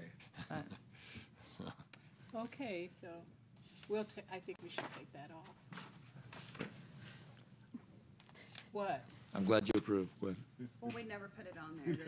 That's not Oh, gonna be that in the was, final that's right. It was product. just a suggestion. Yeah. So that everybody could have a joke, have a laugh. I'm sure the airport commission's gonna appreciate Yeah, that. they'll come get me. They are getting a new sign though. Yeah, I'll have calls on my phone if I get a hold. Okay, there was a recommendation by the West End Commission to dedicate CDBG to streetlight, sidewalks, and ADA improvements on, under, enhance. And I'm not sure that's the best idea. Not seeing that. Oh, it's to, Action 3, goal 2.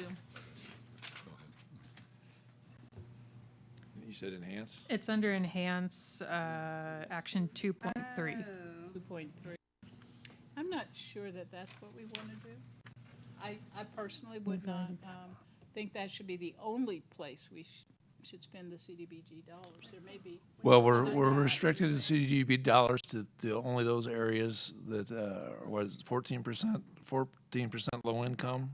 So that pretty much limits us to the West End and to other locations in town, that are trailer parks. Yeah, 42% and above, low to moderate income threshold. And the eligibility areas have actually expanded based on the updated figures.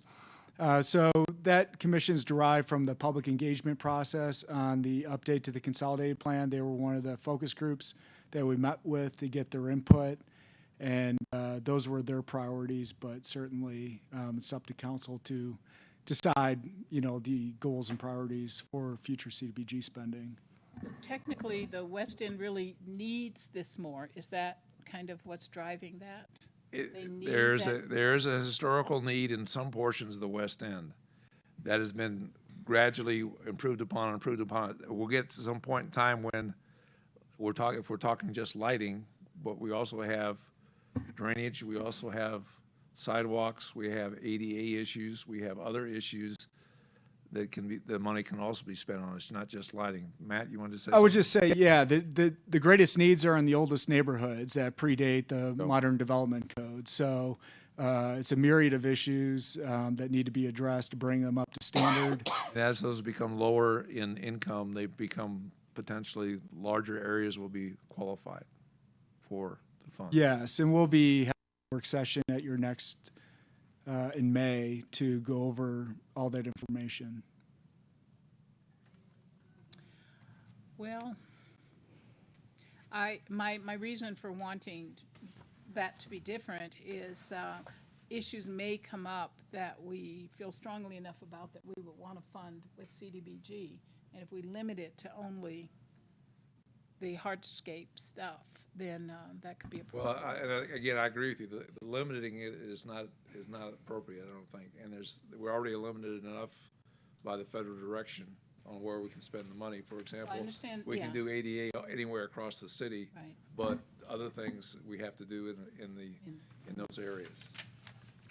So I agree with you that we shouldn't limit ourselves. So we should To take save it that. to just to say that, keep that at the west end. So should we take that out of the action then? I was trying to think of a word that would say, but we already do that. We already do as much on the west end as we possibly can do. So I don't know if we can change dedicate to, Prioritize. Yeah, there you go. That's did a I good say word. that? Prioritize is a It good word. sounded like it was coming right out of my Yeah, mouth. it did. Prioritize. She threw her voice. It did come out at the same time, yes. That would be.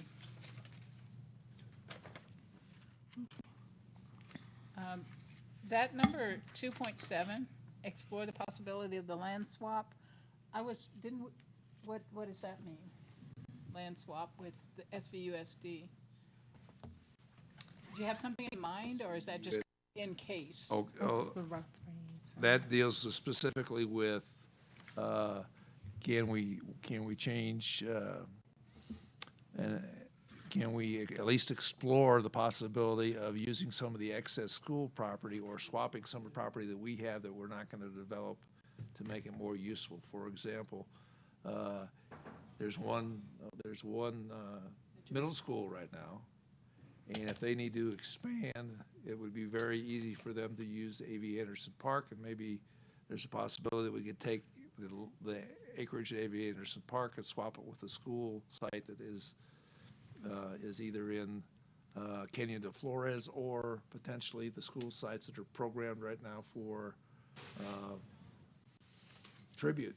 And is there a better way to use the land? And we just need to sit down and have that conversation with the school district. Within Mr. the Mayor. next 2 years? Yeah, Oh. just have the conversation, see if it's doable. Not saying we're gonna swap land and sell stuff and all that. Just the explore the preliminary possibility. exploratory idea. Mr. Mayor, I think there's a better way to word that, that, is broader, but I think captures, what we're trying to accomplish and where I think you're going. And, land swap is kind of a specific type of action, but I think the school district and the city have a lot of assets, be they land or fields or facilities, and I think it would be, more all-encompassing to say, explore ways to work with the school district to better utilize our existing Current and and future. share our existing assets to the benefit of the public. Yeah, that's better. I agree. So it sounds like some wordsmithing just needs to be Yeah, done. exactly. Really. It's not people, it doesn't sound like there's a big contention with the items. And again, No, it's the looking, wording. it's trying to define what the probabilities and the possibilities are for the future. Yeah. Yeah. Right now, at this point, because it's so early in the process.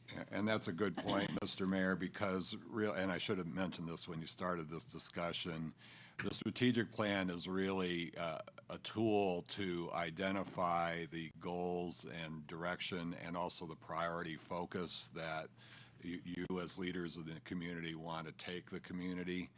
And then there's a million ways underneath that to try and achieve those things. Some will require budget allocations and are handled through specific projects or things that occur in the budget. Others are handled with partnerships and working together with people. Others are handled in trying to find grants or other opportunities. So there's a lot of different ways to go about it. Some of them we don't exactly know yet how to approach them, but we know, and it's ingrained in the culture of the city to seek out those partnerships or other ways to do things. So, and then we discuss those in the budget process then in terms of where we're going. So this is more general direction, but it also gives us an idea what your priorities and focus areas are. And then we put our heads together and try to figure out how to do them. I want to say, too, that any of these comments I make, or maybe anybody else makes, I really appreciate some of the things that go into this. Sometimes there's things we don't think about that when you see it in black and white, for instance, the land swap thing, it's like, oh yeah, that's a good idea. I hadn't thought about that, and I don't know if anybody else had, but you thought about it. But so anyway, it's just to further understand any questions are to further understand that. And also other things that I bring up, doesn't this fit or wouldn't this fit? And I would like to really see this. And, early on, one of the concerns we had was that we don't even know what each other's big issues are. I mean, it's one thing when you're campaigning, if you don't mind me saying so. It's another when we sit down at the table and we go, well, what do you really want to see happen? So today I hear William saying more about homelessness and Sarah saying a little more about whatever it was. I'm just kidding. So that was the opportunity that I was thinking prior to us strategic planning would have been a way for us to go. And it wouldn't be for us to go, okay, I'm going to agree with you if you agree with me. It wasn't that. It was just Jill, it wasn't that. It was just to understand and know where people are coming from and what's a major interest, because we could have 7 different major interests here that I'm not sure we had the opportunity to get in during the strategic planning conversation. And to me, that was one of the shortfalls of an abbreviated, what I would call an abbreviated strategic planning process, where in the past, we actually had about a half a day to kind of do that, say, where do you see the city? And everybody would get up and say, here's where we see we're going to be 20 years or whatever. And that kind of set the framework. And we haven't really done that in detail like we did the first time we did strategic planning. So for next 2 years, we don't need to have an abbreviated thing. We need to basically say, okay, here's where we see ourselves in 20 years or 50 years, whatever the goal is, and the long term, and get everybody to say what their long term issues are. That way we can see where we have consensus, where we have areas that we need to work on. So to me, that was a shortfall in the process this time. Oh, a couple other commission things. We had another West End one that was to promote public art. And it came, you put it down as a commission's recommendation. I would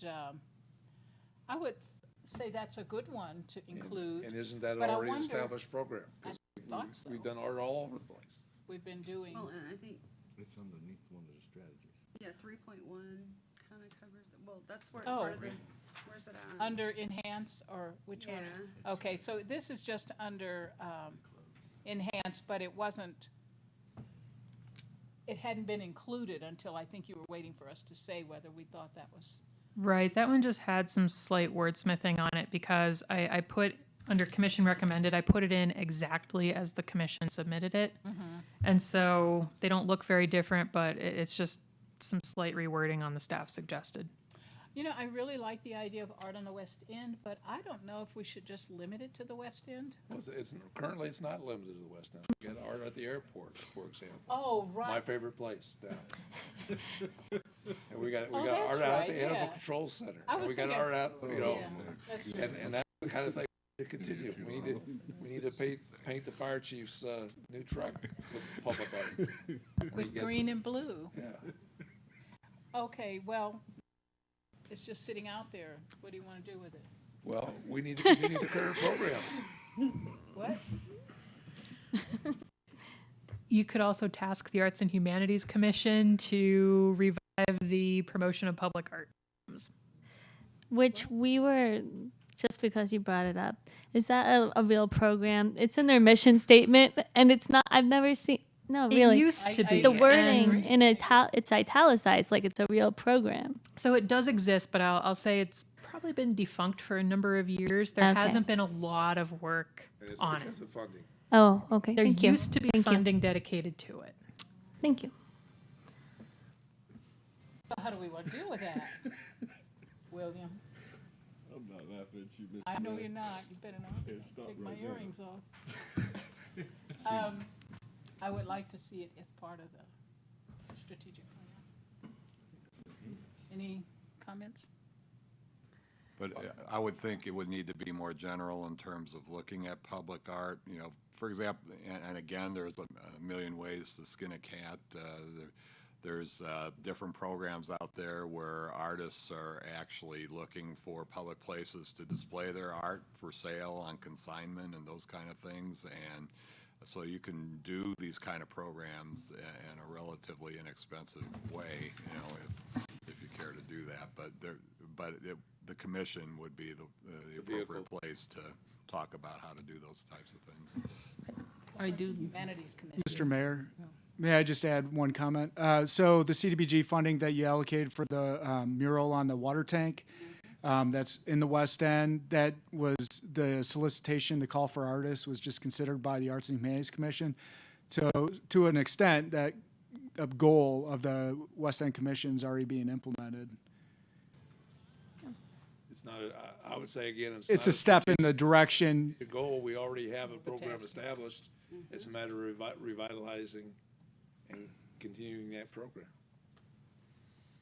So you just put it on there so we could see it. Okay. I agree. We should continue it. And it seems like there was a couple more from the EAC that we haven't talked about. Those are at the end. Oh, and there's one under Empower, the rest are at the end. Is that the one, implement, support water mitigation? Don't we do that? Yes. Yes, we do that. Oh, I see you say goal 1.6 could cover it. So that's good, then I think. I wonder, as a community, I know lots of efforts are made about water and conservation. Do we do enough? Do we have enough attention of the public in that? In my opinion, Mr. Mayor, Councilwoman Calhoun, I think we probably do more than anybody in the state does with regards to water conservation and these types of programs. You know, we have the EPA water standards, for example, so we have highest, water conservation standards for development. The various projects, the Environmental Operations Park, for example, are all, major things that we do here. Whether or not, we engage the public or the public is aware of all those things, that's open to debate. But certainly, I think Sierra Vista is a leader in water conservation in the state. I totally agree. I know. The root of your question is what's enough? Well, and also depending how on much who the you- public can. Who you talk to, you get a different answer. And I think we're very engaged as a government. I think we're very engaged as a populace in water conservation. And it's one of those things that's going to have to continue. We're going to have to look for innovation and continue to look for innovation and ways to do things better. We're at that point. And I think when we talk really about water, the next thing, and I'm not sure a city our size could really do this, is we need to start engaging the state and the federal authorities and talk about how we work with Mexico to bring desalination water into both our valley, Santa Cruz Valley, as well as Colorado. That's really got to be the next step. And in Colorado River, you want to meet our federal requirements to control the delta for the Colorado River, which we're not meeting with our agreements with Mexico. But we need to use our basin, our San Pedro, as a way to bring water in and see if in fact taking desalinated water and injecting it into Mexico, putting it into a river system that's small and is already working, and see if that will in fact revitalize the Colorado Basin and do the same thing in the Santa Cruz River in the Mexico side, so we can go into Nogales, and so that they're actually getting water rather than treated sewage in the Santa Cruz, and try to rebuild that river basin from the south and see if those are possible. But again, we're talking hundreds of years, billions of dollars to be able to do that kind of thing. But that's to me, in my mind, if we're really thinking about fixing things, that's the way we need to bring water in. We're talking big-time projects with a multinational investment and all the other things to be able to do that. This So is beyond our. that's beyond municipal, our really scope. We can ability. provide the ideas, we can provide some impetus, but again, it's really beyond our ability. To me, that's the next step, and it's really beyond a city of 45,000 people to be able to do that. We can have some influence, but we gotta get the counties, the governor, the state, the legislature, the federal government, and the Mexicans to be able to go beyond what we're doing now. So that's really a reach out to the stars type of thing for us. But you gotta think big sometimes, right? Yeah. So I know it's getting late. And people are looking really bored. But, so maybe we need to move this. I still want to go over some of these suggestions from the EAC and just kind of see where the council sits with some of those suggestions. So you want me to go ahead? Keep going. Well, the one about garbage, and I know Sharon has heard a lot of this and been involved in a lot of this, but I personally like the idea of exploring a way of burning garbage, or what do you call it, turning the garbage into fuel. Waste to And energy. we're on the very last page. Waste to energy. Waste to energy. energy. And so I don't know if there's no Well, numbers attached to it. I'm wondering. This was looked at with, when Mr. Newman was providers, and it was found out as physically unfeasible. Chuck, you've had some discussions with some of these folks that want to. Well, this isn't, recent. obviously, it's not a new idea. This has been Corporation. going on for quite a long time. Before we look- There was proposals to Cochise County a number of years ago, and got caught up in a lot of environmental concerns with regards to, air pollution and those kind of things. Ironically, most of those concerns were coming out of Tucson, but nonetheless, the supervisors did not desire to pursue it. And, for a number of reasons, but primarily, I'd say, political reasons at that particular point in time. Right now, in our current agreement, our waste, once it gets to the transfer station, is the property of Cochise County. Cochise County then takes that to the landfill. We were recently approached so ago by a group that was promoting waste to energy. Costs associated with the system that they propose, and I imagine there's others out there, but we're, say, in the $60 million range to construct a facility, and then the facilities need a guaranteed waste stream that is large enough to be able to meet the payback requirements for the capital costs associated with doing it. So that would be a project we would have to bring up with the county. At the time, I was working with those individuals. I did bring that up with the rate review committee and met with a unanimous vote not to pursue it at that particular point in time. So it would be something we would need to do a lot of work on. As I was talking to the individuals on this specific project, I was Googling their project that they were pitching while they were talking to me. It happened to be in Idaho, and was fraught with problems and financial difficulties. So I think we would have had a hard time selling that one to the public, because if I could find it on the phone while I was talking to them, I imagine other people in the public could find it as well pretty easily. So there's a large capital cost associated with it. I don't know if we generate enough refuse to make it operate. Again, we can pursue that a little further. It might involve also doing things like importing trash into the county from areas to do that. I'm not sure of the public interest in doing that either. So there's a lot of issues with regarding waste to energy that we'd have to sort through in order to make it work. Would there be any interest in those that are doing research on it to make a presentation to the council? Would anybody be interested in, I'm not interested in it. I think it's a folly at this point because of the importation of trash. well, that wouldn't necessarily be the I don't think only, we generate enough to make it work. well, importing wouldn't be the only way. I mean, there may be other ways. Yeah. So if they're willing to do some research, would we I'm wanna- only relating to the incident that we had with a private group that was looking to pitch their project and technology to us. I imagine there's others out there. We could go out for a request for information from various firms to see if anybody responds and get a pitch from somebody that way. And that might be the best way to pursue it if the council wishes to go through that.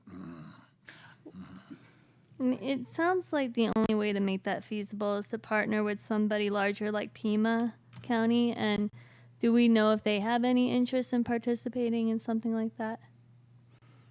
I'm not aware of that at So that maybe time. we should start there. I would recommend we could task EAC to further explore what all the options would be on waste to energy. And, this is, I don't mean to be like reprimanding or anything, but there was this same attitude back when solar first was a big deal. And now it's becoming more and more and more of a I don't possibility. remember that attitude on this Well, council. no. I didn't mean this council, quite honestly. I'm just meaning in general that this, I imagine this isn't new, but it's new to us. So we could explore it a little bit more, and that's my sense of it, and I'm sticking to it. So, wake up. Honestly, I think waste to energy, if it penciled out, wouldn't Be a good idea. necessarily be a bad thing to do. If it pencils out. Pencils yeah. If it penciled out, but with the numbers that were presented to me, at least by that particular group, it didn't seem to come close to where we needed to be. Any other discussion on hearing? tasking EAC with this issue? No, I don't have a problem. nor the scientific knowledge to understand a presentation like that. I don't have a problem tasking them to explore it. Yeah. It's no Okay. harm So I don't there. have, they can explore waste to energy and come up with a recommendation. But again, it's got to pencil out. Right. And all they'll do is present, Okay. and then we'll decide, yeah or Okay. no. Yeah, All right. I don't And Next. then the other one is the whole idea, and I've read here what's been written, and I'm not sure I understand exactly, but the solar energy at the EOP, where are we with that, and is that something, there's no number behind it, so you're just putting down what's been done or what it looks like. The part that I was a little bit concerning was that it all depends on whether SSVEC wants to work with us or not. Is that what that says?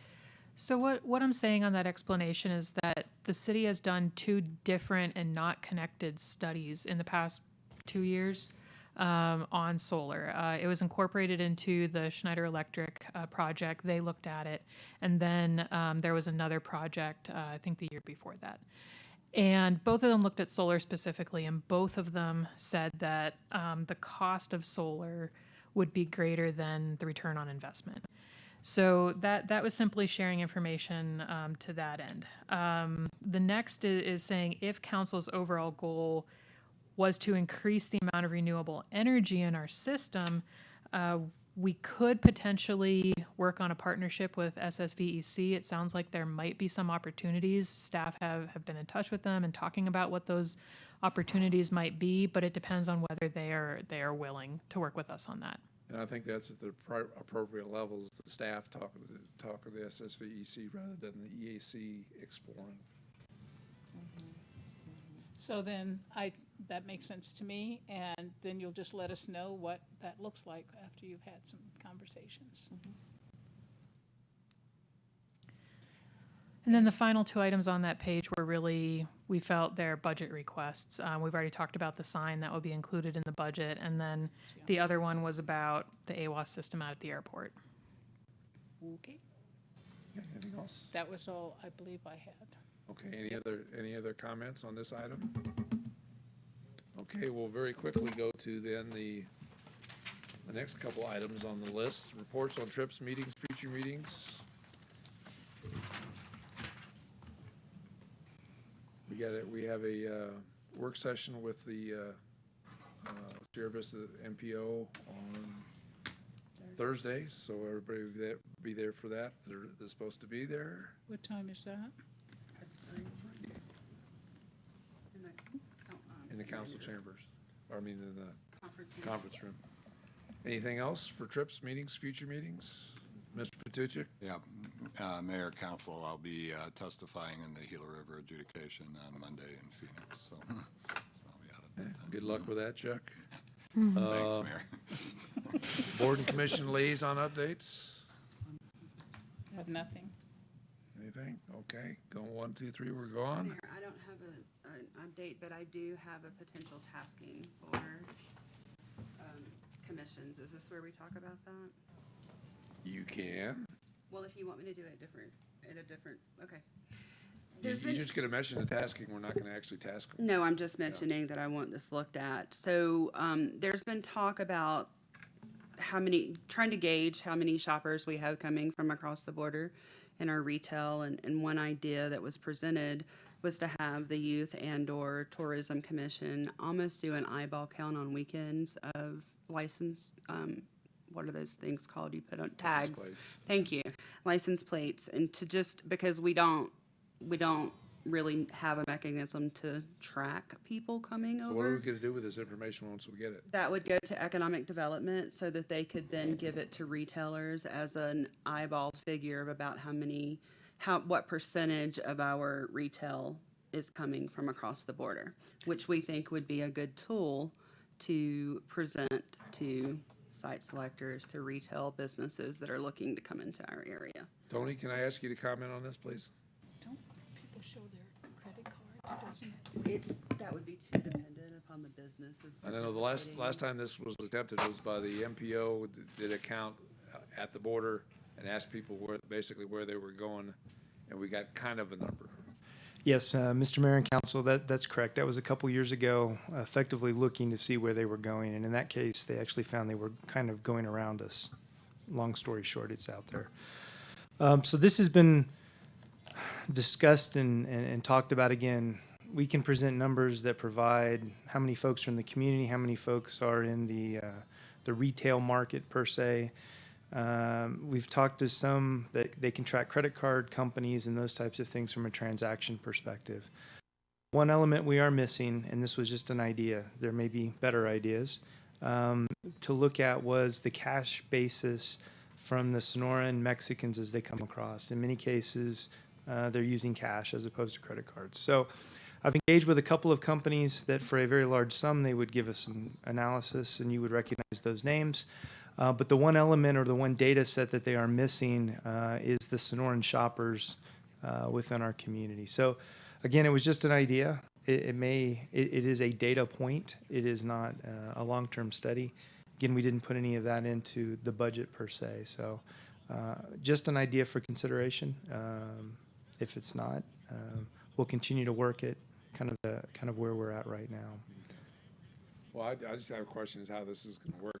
We're gonna task commissions to go out and count license plates on Well, weekends? no, we're gonna ask them. I'm happy to go out and count license plates. So what had been talked about was just taking some random couple of hours here and there and asking, like out of 10 cars that were sitting in a parking lot, how many of those are from Sonora, Mexico?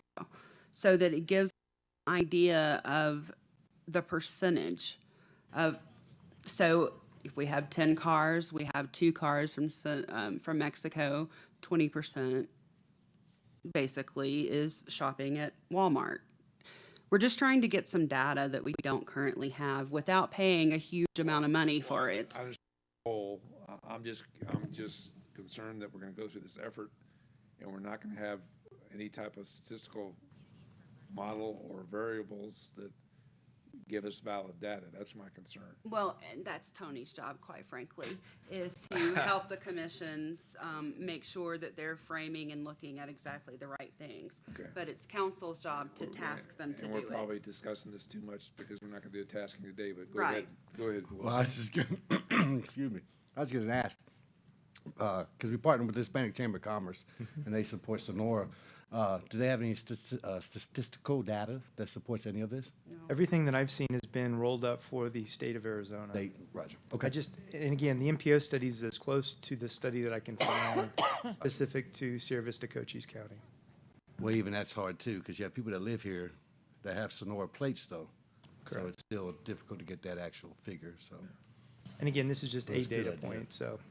I'll go out there with It's you. not my idea, but I think it has merit. Well, my concern, of course, is statistical validity. It's interesting to go out, it may be nice to get a lot of people to go out and count plates and do it a couple times. But again, the number of plates, the time you do it, all those things are factors on whether it's gonna be a valid sample. And Mr. Mayor, I And don't that's my- that's and I my don't concern is disagree either. We kinda got a valid sample when the first time we tried this MPO, we didn't get exactly what we wanted. And my concern is making sure we get a valid sample. I agree. Okay. All right. So we'll put that on for future discussion. Anything else? Future discussion items or council requests? Thank you, everybody, for being here. Thank you for the discussion. Meeting's adjourned. Oh, who